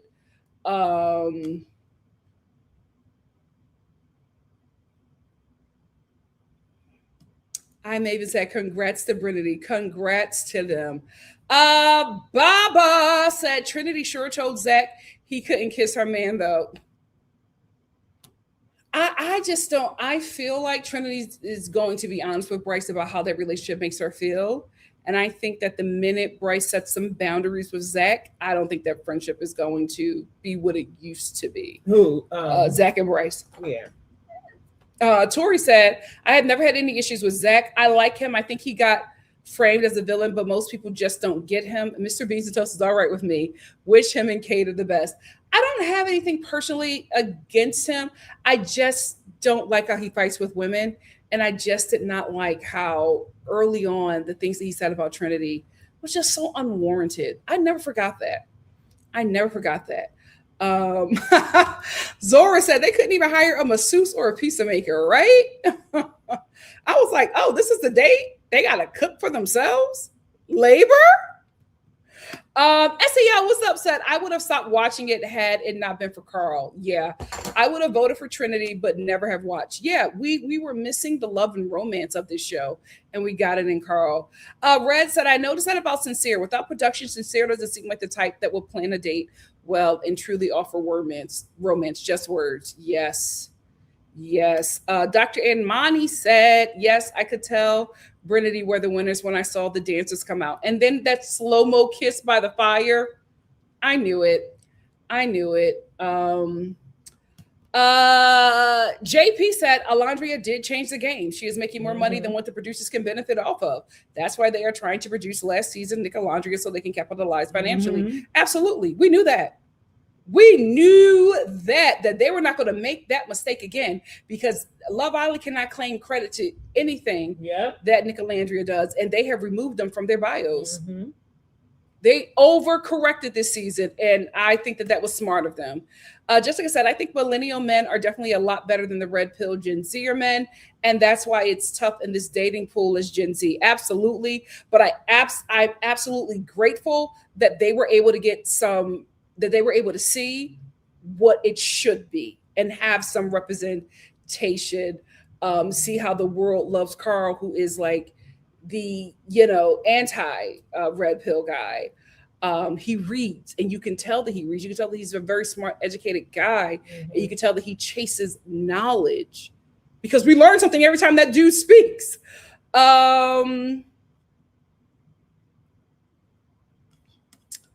Hey, Devonda. Devonda said one of the best finales and those dates, especially Carl and Anaya fairy tale date, was simply amazing. That storybook romance highlights the highs and lows, the second chance at love. It was really that. It was really all of that. It was beautiful. Hey,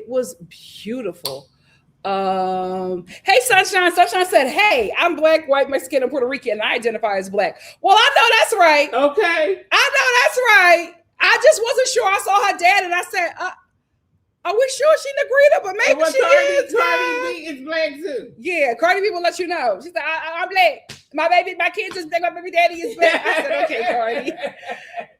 Okay. Hey, Brittany. Brittany said Melanie just looks like a light brown skin Black woman to me. If she didn't say she was Dominican, I would think that she was Black American. Oh, true. I would get that too. Art World said, I just watched a review and the person was really annoyed Casey wasn't in the final four. Went on to say, no, we got our fairy tale. Boo, tomato. We are not ingesting that negativity. What happened? Somebody was just speaking negatively about the breast pack, but it is what it is. No negativity. No negativity. No negativity. No negativity. No negativity. Drewski said, hello, loves. I don't go here. This show, too many episodes. I get it. But I really miss all my cousins, so I'm here to vibe. Don't worry, Drewski. Housewives is tomorrow. And we miss you too. Yes, we definitely miss you. Hey, Jesse. Jesse said, thank you, Nikki, for always having my sis Melanie's back this season. Me and Latino, yeah. That was my girl. Here's the thing. The way they treated Melanie in the beginning was insane. I was like, what did she do? She's literally reacting to how everybody's treating her. I felt crazy during this season sometimes with the women and the way that I've had to defend them. I could not believe it. But look at them now. Look at our girls now. They won. But mi gente Latino, of course I was going to have her back. My Philly sister. Yeah, she's a theater kid. Hannah. She ate that up. That's what she's going to go far. She's going to go far. Emmy Tammy said, I was crying that Kata and Zach had a boat ride and a sandwich next to a river. Meanwhile, Anaya and Carl got a whole bookstore. That they're going to talk about that at the reunion. That was insane, guys. That was insane. That was so beautiful. I could it took my breath away. So beautiful. I was just like, yeah, because she's the diamond of the season. Mm-hmm. That solidified it for me. Ice Macchiato said, but I'm pretty sure I've seen Melanie identify herself as Black in addition to Dominican. Well, yeah, because when they were in that conversation and Trinity said 4 Black women in the final, she was like, yes. I said, okay. I didn't know. I did not know. Give Me Shelter said the genes from Kata's dad's side clearly did all the heavy lifting, but she's biracial. That's it. That's all. Gorgeous girl. Gorgeous girl. Baba said, even my older son's grandpa from a predominantly white city in Wisconsin recognizes how the world sees his grandsons as Black. Yeah. Kodak said, even one drop rule, child. Kodak said, I saw a little sadness in Mel's eyes when she won, and a part of me felt like it was about her getting dumped him at the envelope. Oh, we know that if they were doing that envelope thing and Melanie and Sincere won, our girl was taking that money. Our girl was taking that money. She would have ate that up.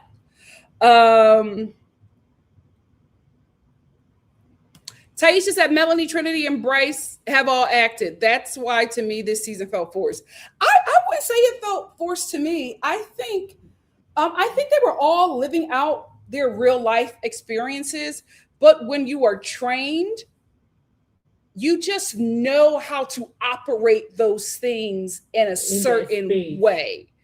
And I think they all did a good job. I think they all did a good job. Dr. Inmani said, I can't believe people are still delulu saying Carl wants Amora, which is why I was so glad that he said, Anaya, it was always you. Oh, I was going to say, what the heck is that? Do you hear those fireworks?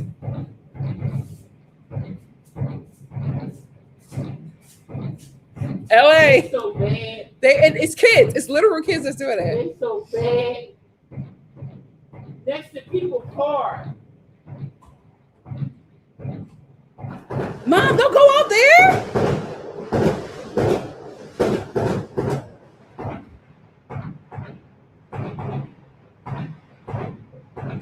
Insane. I wish I could show y'all this madness.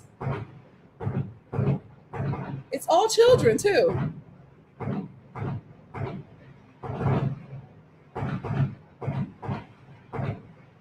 All children. Anyway, I hope you guys can hear me. They on scooters. Yep, it's kids. They on scooters. Look at them. Ice Bucky, they're going to be like that all summer. They're so bad. Mario said, me too. I was crying and it was beautiful. It was. Be Yourself said, Brittany did nothing to win. They acted like bootleg Nickelodeon from day one. Be yourself. Now everybody's going to do that. I like them. They won me over. I'm glad they won. Zora said, yes, I agree, Nikki. Do you remember when she was looking at the pics from the photo booth and she looked angry and said I was confused? But now that you're preaching, I see what was going on. Our girl is going to make some money. She's a smart cookie, and I'm very proud. This is how you do reality TV. People better learn from her. KT35 said, I would love for Melanie to have just been faking her acting this whole time, but I believe she's actually emotionally invested. Unfortunately. No, here's the thing. I hope that I corrected it. I hope this is an older comment. I don't think that she is faking, right? I think that she was living out real moments. I think she's just a lot smarter than what she was giving off. I think she was taking us through a journey. I'm not saying things that happened was calculated because you can't really calculate things in reality TV, but I think she knew that she was making a show. I think she did reality TV right, and I will give her that. Zora said the core four is about to take off. They absolutely are, and I cannot wait to see what they do. Zora said so many brands are rooting for her to leave Sincere. Kind of don't like their approach with this, especially not knowing her mindset, but also glad she has opportunities waiting. Yeah, I didn't like it. The way brands are choosing to engage with the show concerning Melanie doesn't sit right with me. I do not like it. I wish that they would do, hey Melanie, seems like you've been through a lot this season. Join us at Outback or something like that. I don't like if you leave him, we'll give you this. No, still give it to her. I don't like it. I don't like it. Um Baba says, Mela gives me someone who's going to flourish into a very wise woman in the near future vibes. She's already really wise, but she needs to age a bit and experience enough to grow into said wisdom. If she can act, she's going to eat. I'm telling you, if she's a good actress, she is going to be on a Netflix show soon and very soon. She's going to be on a sitcom. She's going to be on Hulu, Freeform. Just wait. Just you wait and see. Just you wait and see. Aisha said, OMG, Mela says she did storyboards. Yes, that girl is ready. She's ready. Brown girl said, I have to disagree, Nikki. I think Melanie is in it for the long term. We'll see. We'll see. We'll see. JC said, I think Melanie remembered it was Friendship Island, which is why she kept forcing on her friendships as well. It's not fake. She just knows. I don't think she's forcing the friendships. I think she was playing nice with the Casa girls, but I think the core four, I think they're actually friends. I think that's what I'm saying. Like, I don't think that she was faking anything, but I think she knew she couldn't be beefing with people and get to the final four. You know what I mean? Like, I think she, made up with people very quickly because I'm being watched. I'm on a TV show. I do think that the core four are her actual friends, but I just felt like she moved in a way that had this not been a TV show, she would not have operated. And I don't have anything against it. I that's what I would do. She moved in a way I would on a show like this, because I will walk into this knowing that come what may, when I leave this, I'm going to be richer than when I walked in. She did exactly what I would do. I'm proud of her. Hey, Doris. Doris said, I was rooting for Mel. I knew she couldn't be that stupid. I applaud reality people who act down. Now that I know it's not real. Listen, she is absolutely giving me baby Tiffany Pollard. Because Miss New York gave us a show. She ain't like no Flavor Flav. She gave us a show. And we believed every moment of it. I love watching her. I love watching her.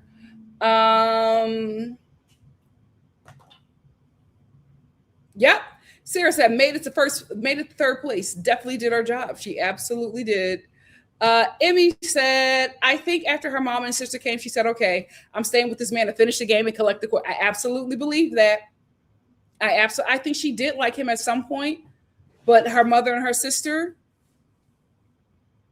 helped her with her confusion. And that's why I think she wiped up her tears and said, let's get this money. Smart girl. Smart girl. Red said Melanie thanked the show for her friendship first before saying anything about Sincere, because that's what she's going to, in my opinion, that's what she's going to invest in when she leaves here. I don't think she's invested in that boy like that. I think she just might see what is given, but Melanie's going after her opportunities. Ain't no man stopping her. Tori said, I always loved Mela. It was always her for me. The think pieces about her were really weird. I feel that she will be with Sincere at the reunion. He will probably lock in and realize she is a prize. Absolutely. If he can get on her level, absolutely, she'll give him a shot. But if Sincere, like, Melanie's not going back to Philly. Like, now here's the thing. If Melanie wasn't already living out here in LA, pursuing acting, what I think that she's doing, acting or modeling, then I would be like, oh yeah, her and Sincere are they're going to be together in Philly. She'll be pregnant with his baby soon. But the fact that Melanie moved out from Philly, from her family as the baby by herself, and she's been out here for a few years pursuing an acting career, yeah, she's not going home anytime soon.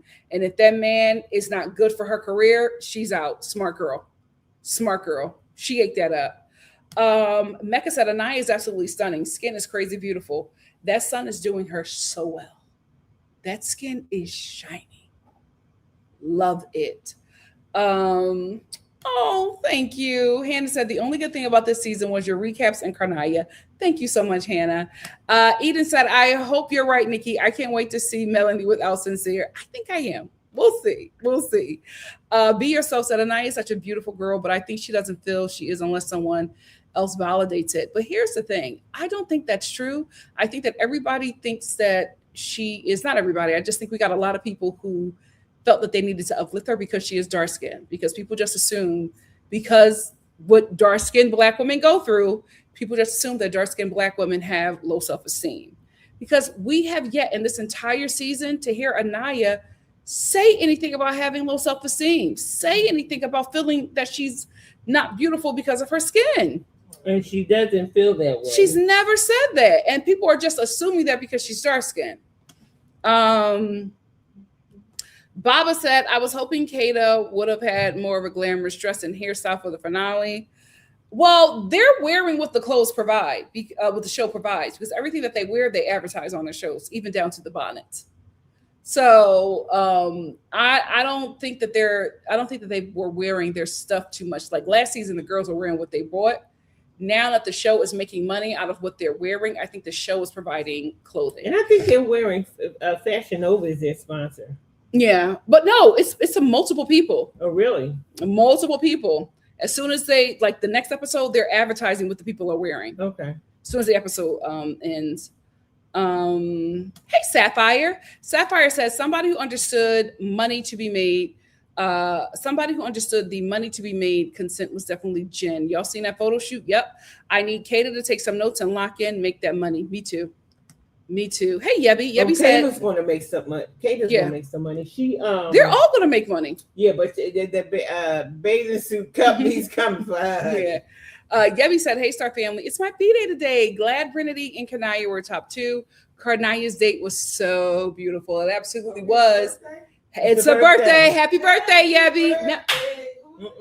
No, what are you doing? We don't do that one. Happy birthday to you. Happy birthday to you. Happy birthday. Happy birthday. Happy birthday, Yabby. Yes, thank you for spending your birthday with us. Love you. Make sure you're on our email thing so we can acknowledge. Yeah, sign up for the email list. Art World said, I cried so much during Anaya's segment. It was a real fairy tale. It was. Like, I want to see this movie. This movie. Zora said, I've appreciated all the Karnaya moments because this season has been a bore, in my opinion. Sometimes I do wonder whether Anaya is truly in the moment. I guess time will tell. I hope the best for both. Me too. I also like that she is with somebody who is not only just kind and very caring to her. I like that he is older, and I like that he is somebody who will lead, but in a partnership. Like before he leaves, he will check on her, and you know the kind of guy's like, let me check on my wife. You know what I mean? Like that's a kind of relationship that men and women should have who are in partnership together, who are in marriage or a relationship together. I really like him for her, and that's why I'm just like, I don't like young ladies getting locked down in a relationship so young, because 20s are such a learning season and a definer, and then you get into the 30s. Like every season of your life is so different, but the 20s, I feel like it's so much learning happening so rapidly. Mm-hmm. However, when a car comes across your path, lock in. Lock in, young lady. Hannah, don't let him get away twice. Don't let him get away twice. Hannah said he affirmed her decisions and reassured her of the relationship. Yep. Hey, Kaylee. Kaylee said, hi, Star family. Sorry I'm late. I was traveling this beautiful Sunday night, but just wanted to say I'm so happy for Trinity. She was my winner from Jump. Yes, so happy for her. And thank you for being here, Kaylee. Yes. Zora said Nicolandria's date was closer to Zach and Kata's or Melanie. And Melanie and Sincere's date, I think. They took a boat to an island. Yeah. Amario said, that's what I thought too. I was like, they deserve an Emmy for that. That set decoration alone. I mean, if they don't get an Emmy for anything, Yeah, they don't get an Emmy for anything. They got to get it for set decoration. That was beautiful. Eden said, I wonder if Anaya was really kind to production around the death of the EP. Now that you mention it, I wonder if she was the EP's favorite. Who? Anaya. Because the care that this show had for her, I wonder if he just, if maybe the fairy tale story was something he crafted for her. It's just the way her and Carl have been handled. I'm like, there is favor there with this couple. Me too, Dr. Imani. Dr. Imani said, I knew the Chinese food was for Carl. Me too. Yeah, I knew it was for him. And that fortune cookie moment, I knew it. Obviously said, reminds me of the bottles on the island for Nick and Delandria. Yep. Evangeline said, somebody made a comment in Love Island social media about how Anaya is truly Tiana, and they agreed. Yeah, they really gave us the Princess and the Frog. That was Tiana's Bayou. And I'm like, they have to go to Disney. I feel like the first pictures that they released of them at Disney World is going to break the internet. I love them. It was so beautiful. And I was just like, this is how a woman should be treated in general, regardless of race. This is how a woman should be treated. I just loved seeing how soft he is with her and seeing how soft he is with this woman who is a darker complexion. Mm-hmm. As a Black woman, especially as a dark-skinned Black woman, it's just so much harshness and hardness is assigned to us.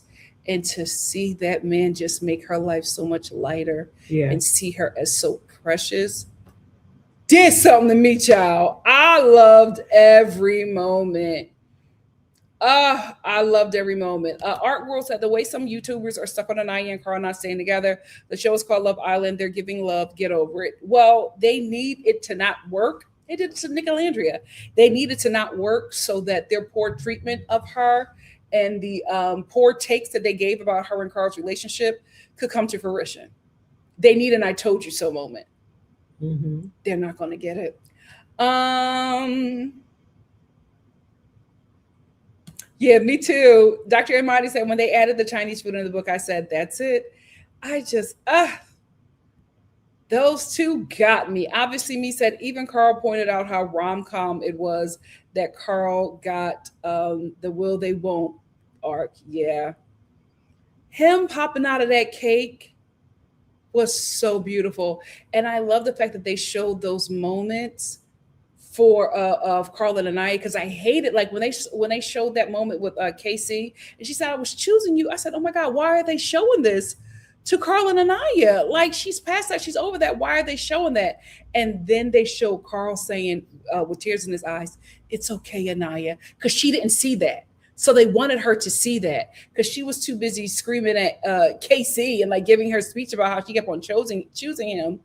She didn't see that Carl, and you couldn't hear him because he was saying it under his breath. They caught it on the mic. She couldn't see that Carl was saying, it's okay, Anaya. It's okay.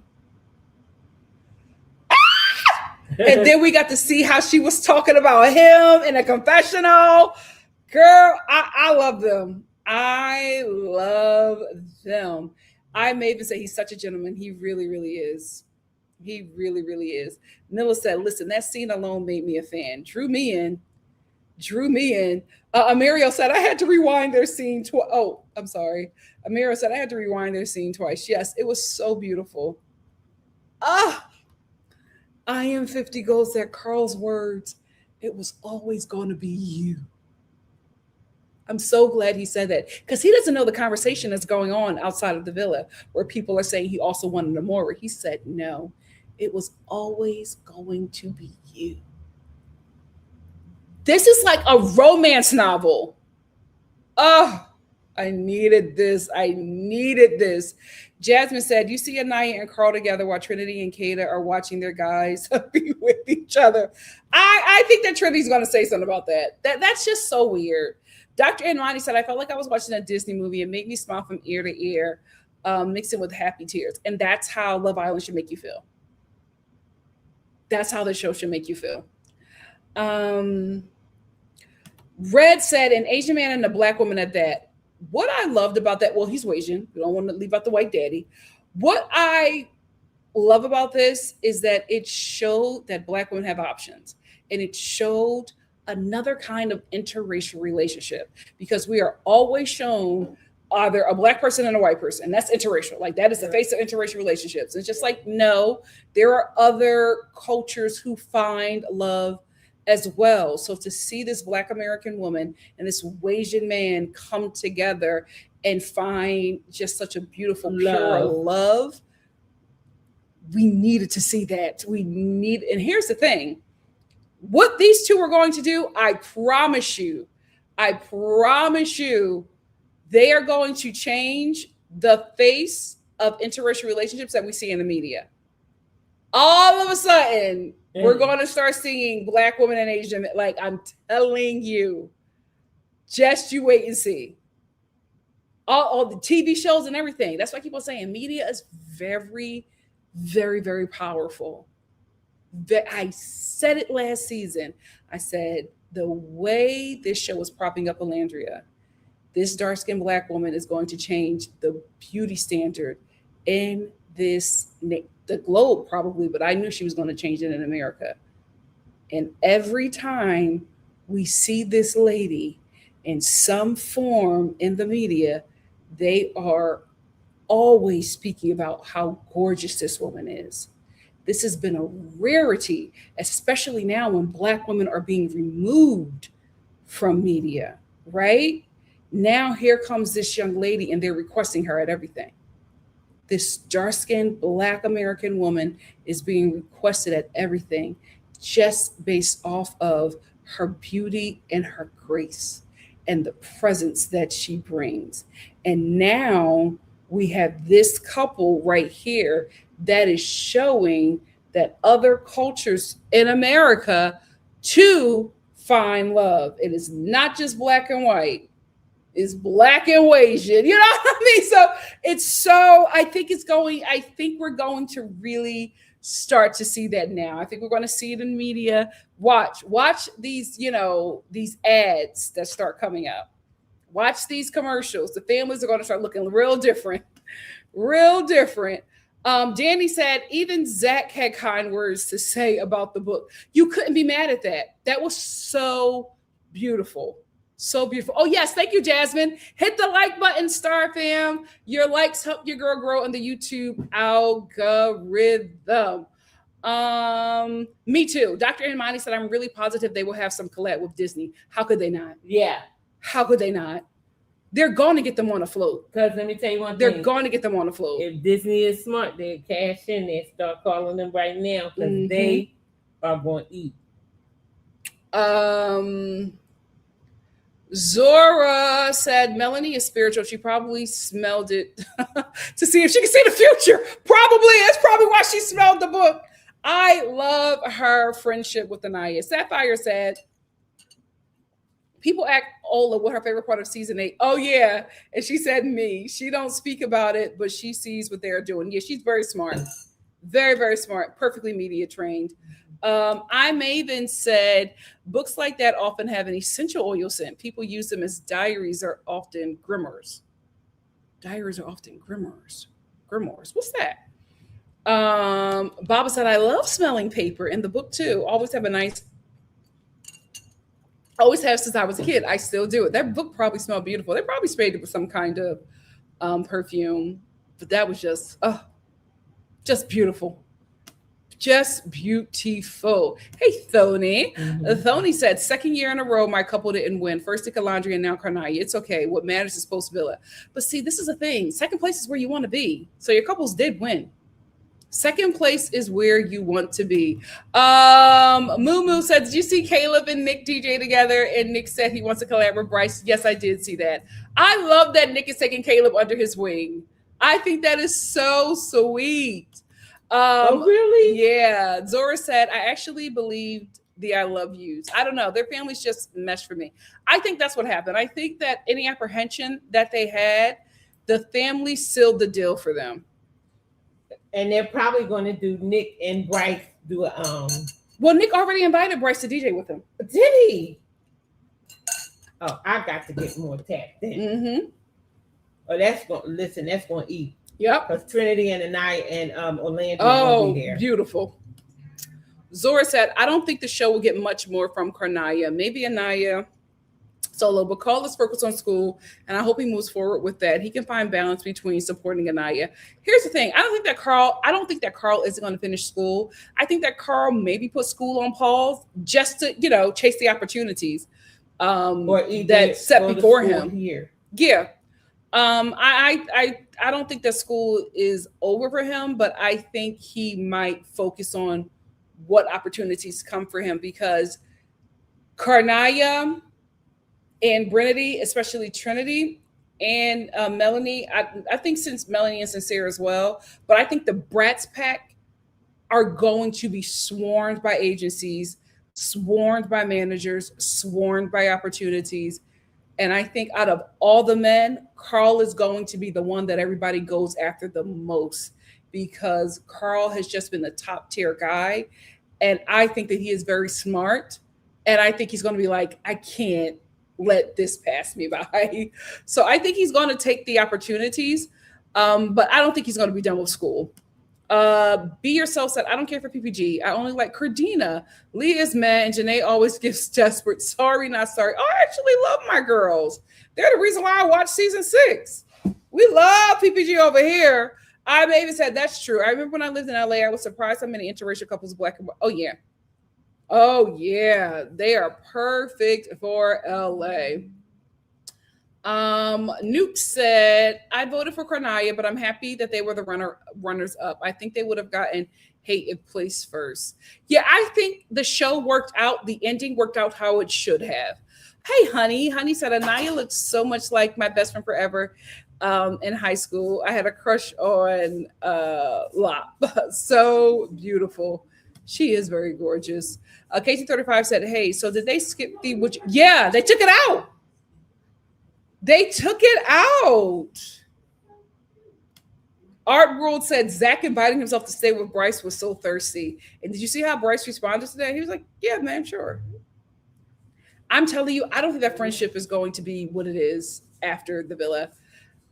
Speaking of after the villa, who do you guys think is going to do beyond the villa? I think they're going to wait to the reunion before they send out contracts. If I was the show, I would have had them sign contracts before they even left the villa, because these guys are going to have a lot of opportunities. And I think Karnaya and I think Brinity may decide to not do beyond the villa. And y'all got to get them on that show. I maybe said, I wish Anaya had a better style of dress, but that red color was popping against her skin. Oh, she looked gorgeous. Here's the thing. I think the show is picking outfits for them at this point, or they get stuff to choose from. I would have wanted her in something a little, I didn't really like the cut of it or the quality of the dress, but again, these are essentially commercials at this point.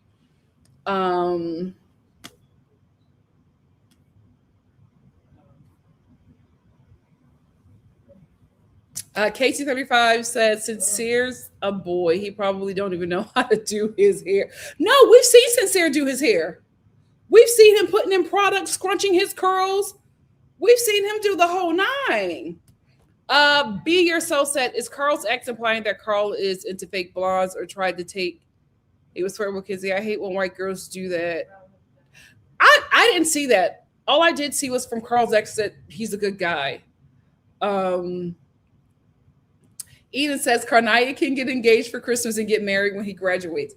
Here's the thing. I think if anybody were to get engaged, it will probably be those two, because the families are like really invested in this relationship. The mom said daughter-in-law. Carl said, I'm inviting y'all all at my wedding. Wedding bells, I think they're coming soon. And I think with Anaya being the eldest, I think she would be into that, because being the eldest, you got to take care of everything. She's in a relationship where he's taking care of her. And I think she needs that. And I think that is what's going to be so beautiful about that relationship. Finally, she's being considered. And I'm not saying that she's not, but as the eldest daughter, you take on a lot. Oh, I love that message from her dad. he's really gonna like Carl. I'm happy for them. Um, yeah, I do think he's gonna do it after school. So I think, I think he's gonna do it after school. I see them getting married when he's around 31, 30, 31. I think they're going to date for a minute and travel. They also both have a lot of opportunities. So but I think they're going to lock in, and they should, because you don't walk away from something that good and say, oh, it's youth. You lock in and grow. Zora says, so do you believe in Philly dates, or will Mela block him when he hits her up? I think it all depends on how the reunion goes. And I think she's going to see how he operates outside of the villa in her world, because LA is her world. The entertainment stuff is her world. And I think if she sees that that guy is clipping her wings, I think Melanie is smart enough to be like, you gotta go. You gotta go. Yeah, K235 says, since they're going right back to Cape May. And that's the thing. Melanie is not going. Melanie's family is in Philly. Her career is in LA. She's not going. She's not leaving. Especially when she look at them DMs and see who's checking for her. JC said, I saw pictures of her grandparents, so she's probably at least 25%, but I'm not going to analyze too much. Me either. How that girl identifies is how she identifies. Baba said, Nikki, I'm going to need you to say the toxic boy moms. LOL. LOL, and I know we not all the same. No, I thought I said demonic. I always say demonic boy moms. I know it's not all boy moms. I say demonic. I put demonic before boy mom.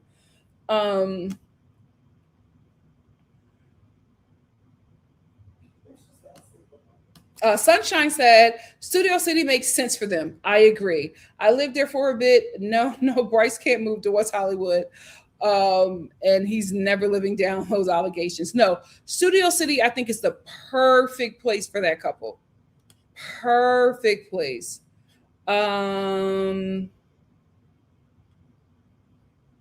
K Pratt said, Nikki, what's the difference between Studio City and Silver Lake? Silver Lake is the Portland of LA.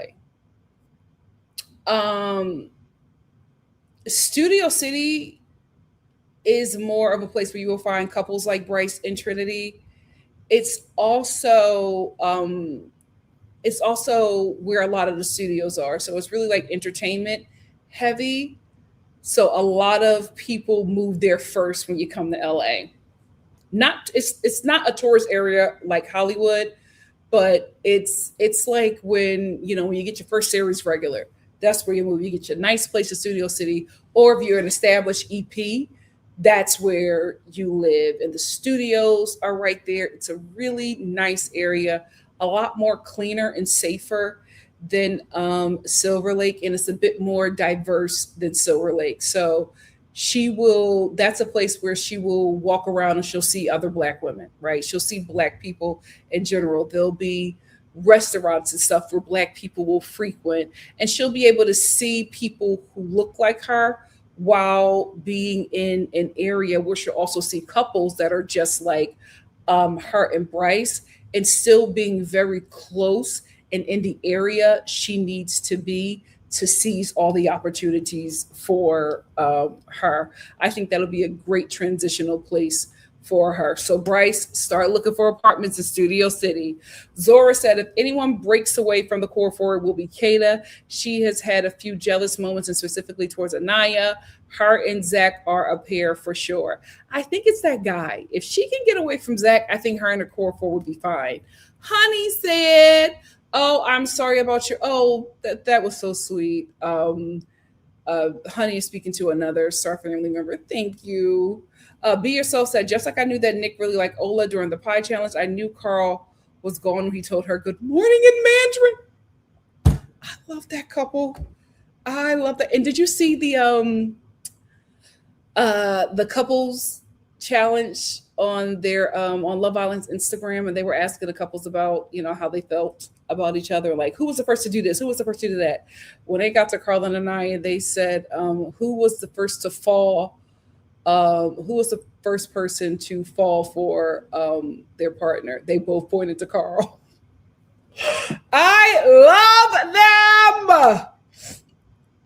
They're not going to move to LA though. They're going to stay in Atlanta, which is still smart. Atlanta's still got a lot of stuff going on, but I would love to see them in LA.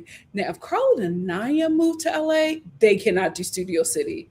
They could do something close to Studio City. I could see them in Toluca Lake. I can either see Carl and Naya in Toluca Lake or that's like Toluca Lake or Sherman Oaks. I could see them in Toluca in a nice little duplex in Toluca Lake or Sherman Oaks. Studio City, Valley Village. They do get Valley Village too, but I feel like it'll either be Toluca Lake or Sherman Oaks. I could see them there. And maybe even Culver City. But I think Anaya will want to be close to Trinity. So Toluca Lake or Sherman Oaks. Hot Peppers said, yeah, we need you on Mama Star. The Black woman voice commenting on this season are truly disappointing. I think what also a lot of us need to realize is that a lot of these people who have voices now got voices during COVID.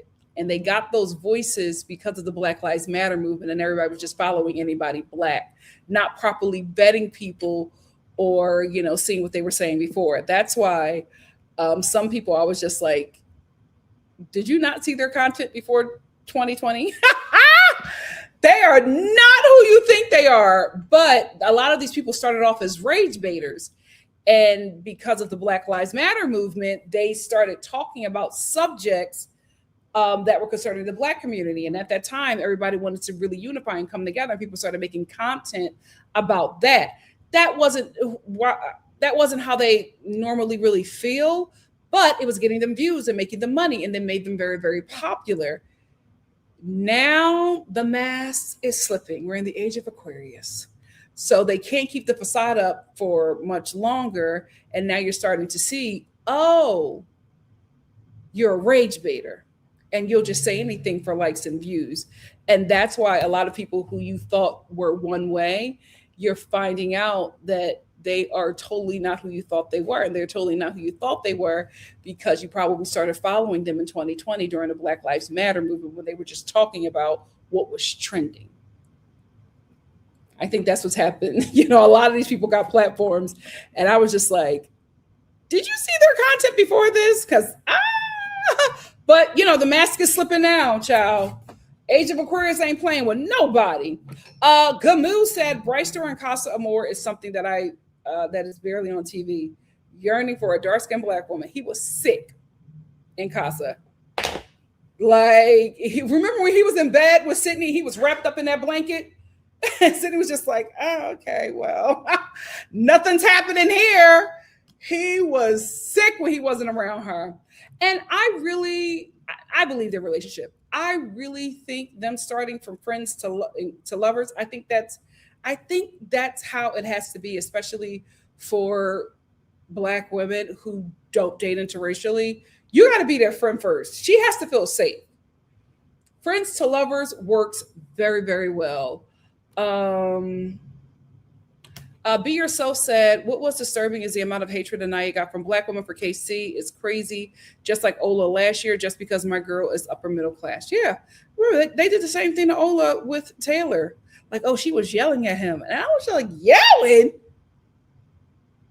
She was not yelling. That guy was trying to embarrass her after he strung her along. KC did the same thing. Casey and Taylor did the same thing. They strung along the women that they were with until they got to Casa and found the woman that they really wanted. And then they came back with the girl from Casa and acted like the girls were crazy for feeling some sort of way. Don't reassure me that I'm what you want, and then you dump me as soon as you get to Casa.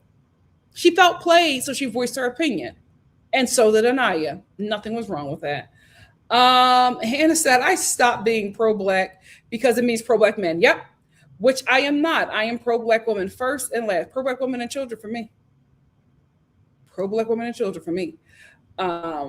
It wouldn't make any sense for me to be pro my oppressor. I'm not anti Black men, but it's just like, you're an oppressive class. You're an oppressive gender. Why am I pushing you to the front? Hello. Dr. Imani says some of them are still saying that they don't see Carnia's chemistry and that Carl really, really wants Amora. Let him talk. We've been here before. We've been here. Havenly said, I love seeing this positivity for Anaya. Very refreshing. Oh, we've been Team Anaya day one. Day one. K235 said, thank you, Nikki, for addressing the colorism that played a part in how people, even Black people, perceived Anaya, especially when you compare her experience on the show to other women this season. Absolutely. That's what it was from jump. And then to add to it, she's privileged. She's privileged. And that just upsets people because they're just like, now, wait a minute. That is not how we were told Black women should be living or be treated. So it rewires people's brains. It messes with their belief system. And then when you got to challenge what you have been told, it messes with you. Izzy says, like it's healing to see them be loved on how they deserve to be. Can't fathom how people can be so negative. Guys, we've been here before. We saw how they treated Alandria last year. The videos that people were making. Now, here's the thing. I don't think a lot of people necessarily feel the way that they feel. I think we have to realize a lot of these people are rage baiters. And Black women in general, especially Black women, you have to realize your rage is extremely profitable. It is extremely profitable. So people would rather say something to get you angry than to say something to appease you, because that does not pay as much as your rage. Be very mindful. Be very mindful. That's why it's always just best to block and protect your peace.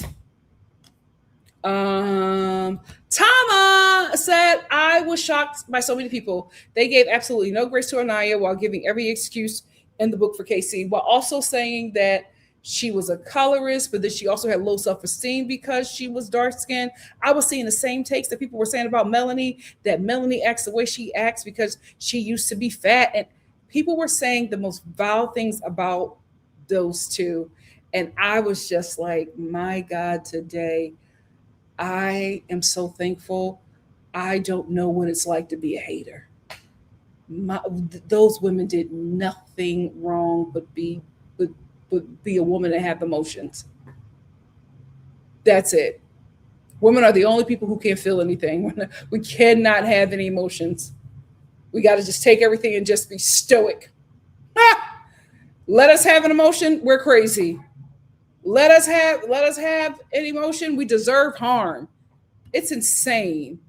Honey said, Anaya should be allowed to be a delicate princess, a perfect prince, and the world. Absolutely. Kaylee said, yes. Thank you, Nikki. Keep walking the walk and talking the talk. I'm going to do my best. Shanae, hey, Shanae.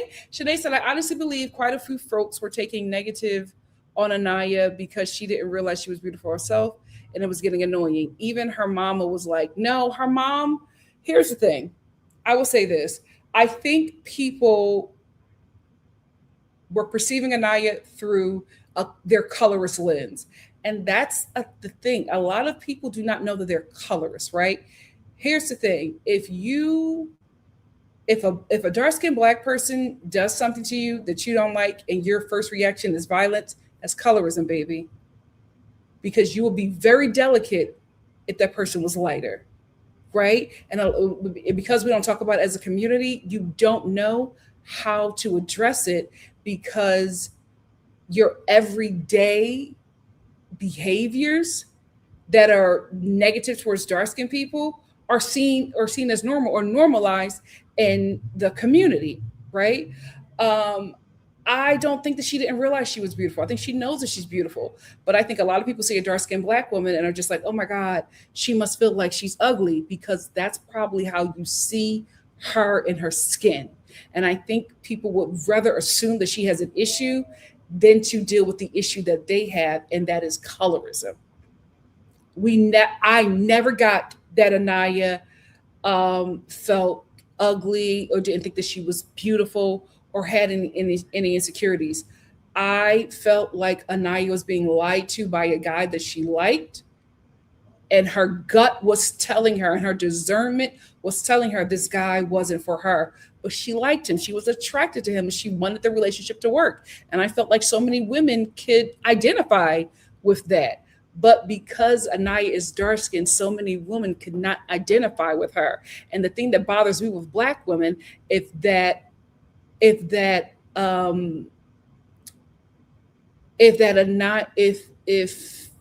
a white woman was saying that about Anaya, you would instantly see the racism. You would, if a white woman says she cannot identify with Anaya's experience, you would instantly see racism.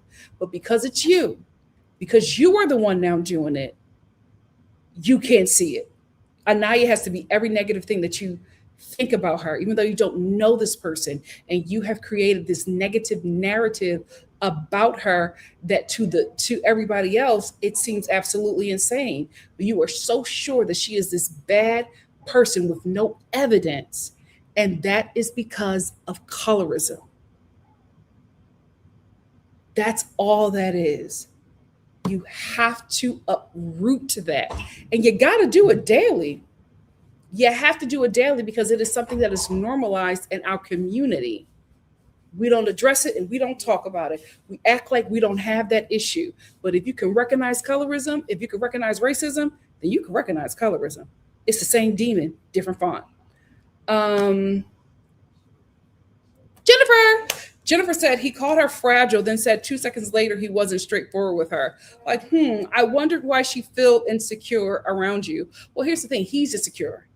And instead of calling that out, he'll put those things on her. But again, these are two young people still not really knowing who they are just yet. They haven't yet solidified in an identity, because everything changes. You'll be something else at the other end. They're at the beginning of your 20s. At the end of your 20s, you're going to be a totally different person.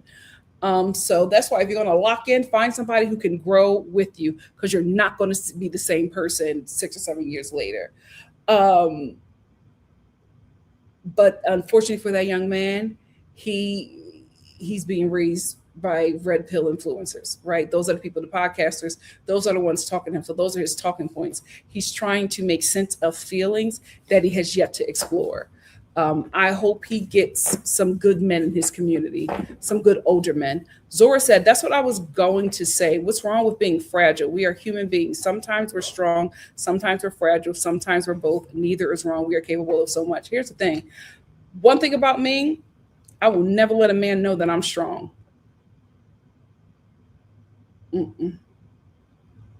Because he's going to make sure he sees just how strong you are. No, I'm fragile. Handle with care. Handle with care. If you need some woman that's strong that you need to break, I'm not it. I'm not it. Go ahead on. You got to handle me with care. I'm delicate. I'm delicate. Wrap me in some wrapping paper and some bubble wrap. That's how I am. Handle me with care. Handle me with care.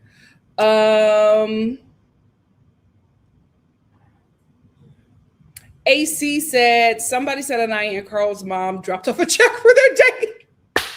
I wouldn't be surprised, child. Lavender Girl said that looked like store-bought bread, not even sourdough. I mean, they went to the Fijian Trader Joe's for that date. My God, today.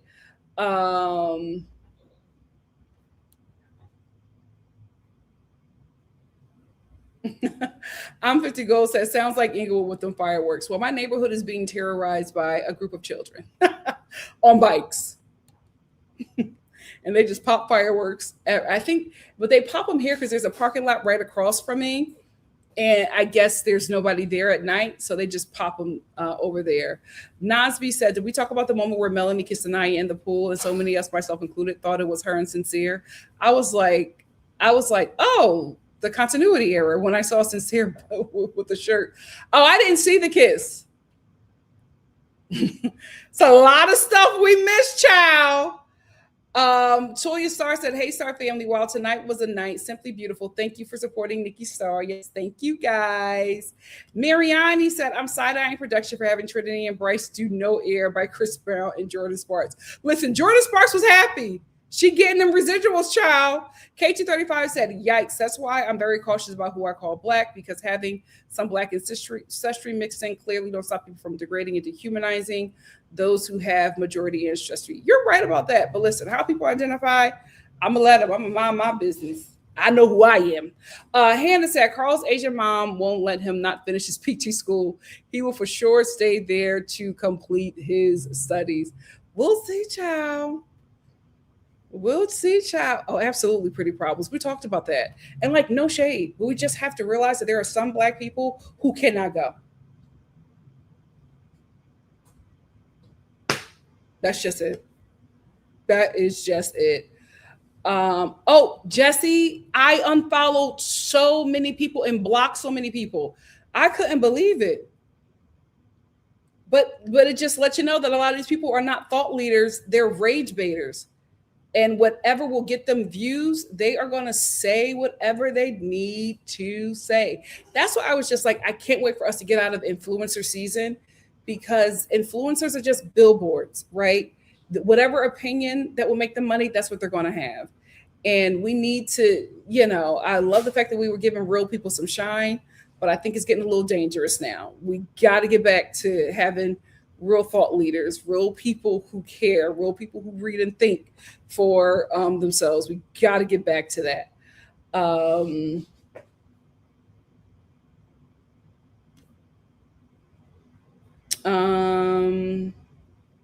They are.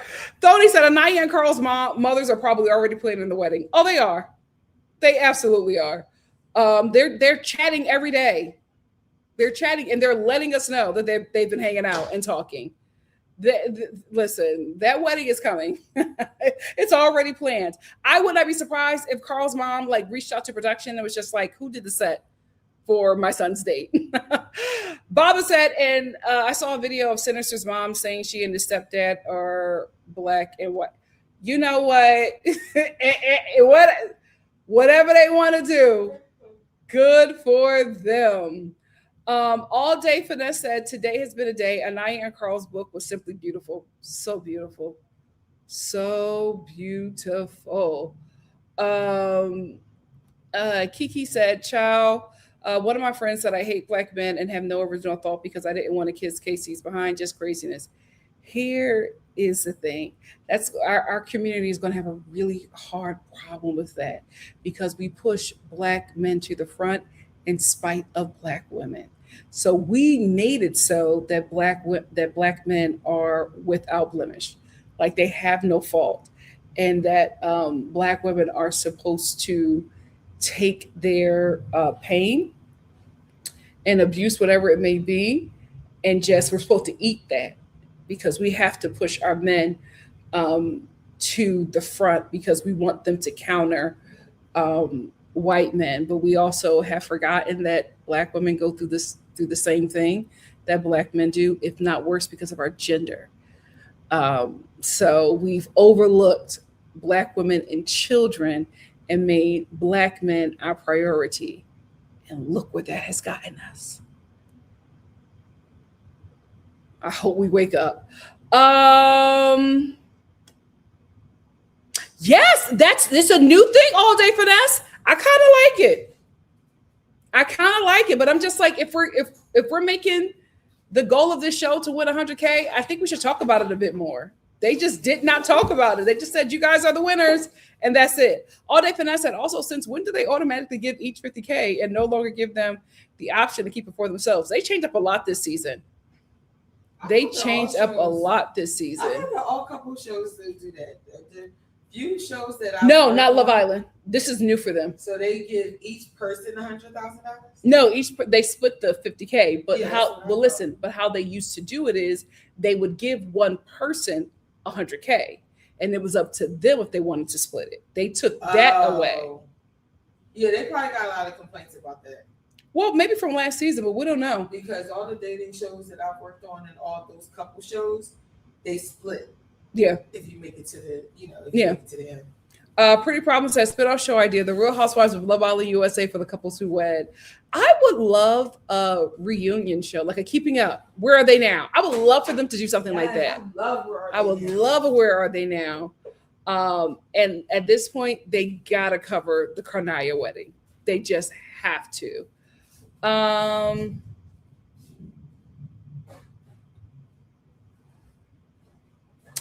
and CM said, I think they took the option because Love Island UK, someone is fitting to take it off. We're going to see, child. Love Island UK has 2 more weeks left, and we are about to get into it. Yeah, I'm 50 Gold. That's the thing for me. I am 50 Gold said, KC had me back on the fence on After Sun. I don't know if he was truly remorseful. That's why I am like the people who are moving mad, wild in the villa. It's always that after villa run, because that's when you'll see who they really are. I was scarred by Ace. I'm never going to let that happen again.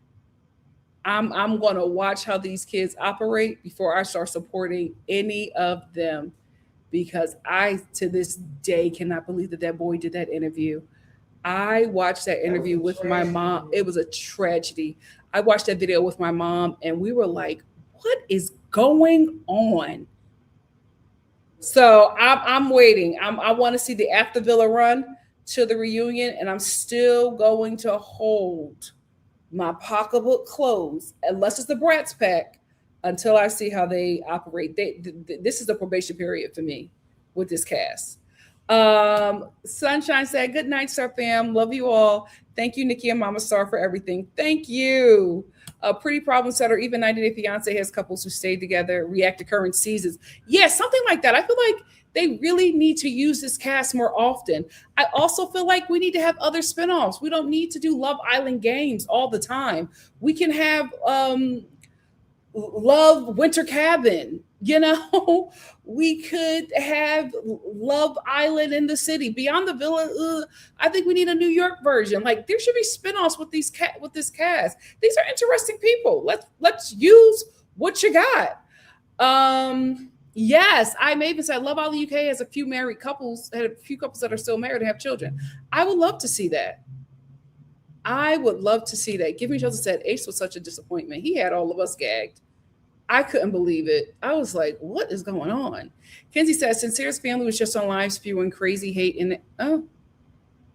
Well, if you have any of that, y'all, please send it to me, because I'm going to, after the villa until the reunion, I'm going to be doing Love Island chats to just keep up with everything that's happening. So please, whatever you have, send it to me so I can put that in the next Love Island chat. Jesse said Love Island needs to hire you immediately. Immediately. I absolutely agree, Jesse. Thank you so much. That's why I would love it if you guys like the video, share the video, hype the video. Let people know I'm here. It just really helps your girl grow. So if you could advertise for me, I would greatly appreciate it. Yeah, Kiki said, OMG, I forgot about Bachelor Winter Show. That was a lot better than Bachelor Pad. Yikes. Faith said, we're going to put a hedge of protection around our faves. They deserve to see our love. They absolutely do. As of right now, my pocketbook is only open for the Bratz pack. Everybody else got an audition. Y'all on probation for me. Jesse said, I'm going to miss this background. Me too. But don't worry. I have a background for each show that we're doing. So don't worry. This will be totally different next year. We will see. Anyway, Sir Fam, let me get out of here. Please make sure you like the video. Oh my God. What? Child, I thought I closed out of the live. Am I still here? Oh, thank God. I was trying to... That's why I shouldn't. I was trying to close something on my computer. I Maven said these lives are always a good time. Thank you always. Of course. Pretty Problem said, I hope Melanie splits from Sincere. Him and his family will take her back. Well, she's smart. We will see. Osmond said, who knew 6 weeks would go by so fast? But it was lovely to meet you, Nikki. I've enjoyed your reviews. Thank you. And thank you for joining me and coming up on the stage. It's very brave. It's very, very brave. And you did great. Thank you. Please join the email list. Baba said, I shared your videos on the Facebook Love Island group chat. Thank you. Yes, guys. If you guys could just do that for me, that would really help your girl grow. I totally appreciate it. I missed the super chat. Thank you so much, Coca. JL, thank you for the super chat. JL said, excited for this media representation. Being a romance fan, I'm disappointed about how beige the romance has been. Love to see Asian men portrayed as masculine and dark-skinned Black women as soft. Me too. It's so beautiful. Thank you, JL, for the super chat. I cannot wait to see what comes after this. Shanae, thank you for the super chat. Love you. Shanae said, not Bryce asking Trinity if you can kiss Zach at the end. She was like, no. And that's where she needs to be. And that's how she needs to handle them from now on. And I really feel like she's going to pull the reins in on that relationship, as she should. And good for her. Thank you, Shanae, for supporting the channel. I truly, truly appreciate it. Make sure you sign up for the email list. Pretty Problem said, we are here before you hit 1 million subscribers. I know that's right. I know that's right. Brittany, let them know. Join the family reunion group. Here it is. It's right here from TikTok. That's how you stay in touch and see what we are going to do. Kiki said, I'm excited for your Big Brother reviews. Love watching you this season. Thank you so much, Kiki. I'm excited too. Yes, we're doing Real Housewives tomorrow. So catch up, Jesse. Goodbye, Be Yourself. Thank you for your commentary. Be Yourself said, thank you, Nikki and Mama Star. Thank you so much for being here. Tony said, Nikki, I love your lives. I appreciate that you never turn your back in supporting Black women, right or wrong. I support a woman's rights or wrong. A lot of the commentators disappointed me this year, and that's okay. That's okay. They're human. They make mistakes. I do it all the time too, but I'm here. Thank you for supporting me. And thank you, Jesse. Married at First Sight, child. Whew, Lord. Thank you, TikTok. TikTok said, shout out to NikkiStar. She created this show. She does the graphics, everything. I'm everything. I'm every woman. It's all in me. She created the format. She's talented. She's amazing. She works really hard to entertain and educate this community. Thank you so much, TikTok. And thank you for supporting me, Star family. I appreciate every super chat, every view, every share. It means so much to me. I thank you for stopping by my channel. So many people you can choose from, and you choose me, and you have chosen me every day for 6 weeks. Thank you. That's huge, and I do not take that lightly. I love you all. And I'll see you for something else. We're going to be doing a lot of stuff here. So please make sure you sign up for the family reunion list so we can keep in touch. We got a lot of shows coming this week. So stay tuned. I'm sad to leave this show because I had such a great time with you guys, but I'm excited for what's coming. Love you all. Good night. Good morning, good afternoon. I'll see you soon. Thank you for choosing me. Love ya. Bye. We did it, Core 4. We did it.